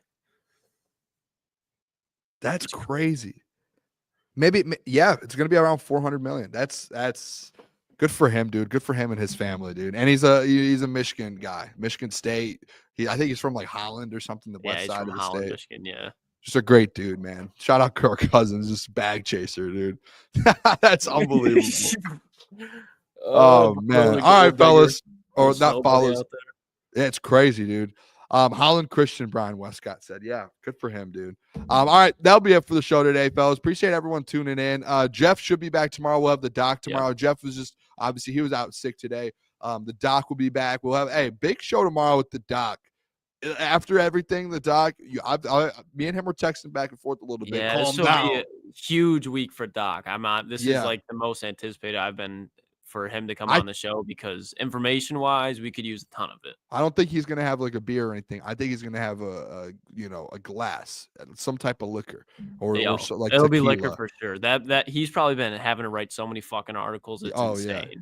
So we'll see you guys tomorrow. Make sure you guys hit the like button. Hit that like button. Subscribe if you're not. Become a member. I don't know what the link is for the membership. I think Jeff usually puts it in the chat. He probably did, so it's probably pinned up there. But we'll see you guys tomorrow. Peace. Peace.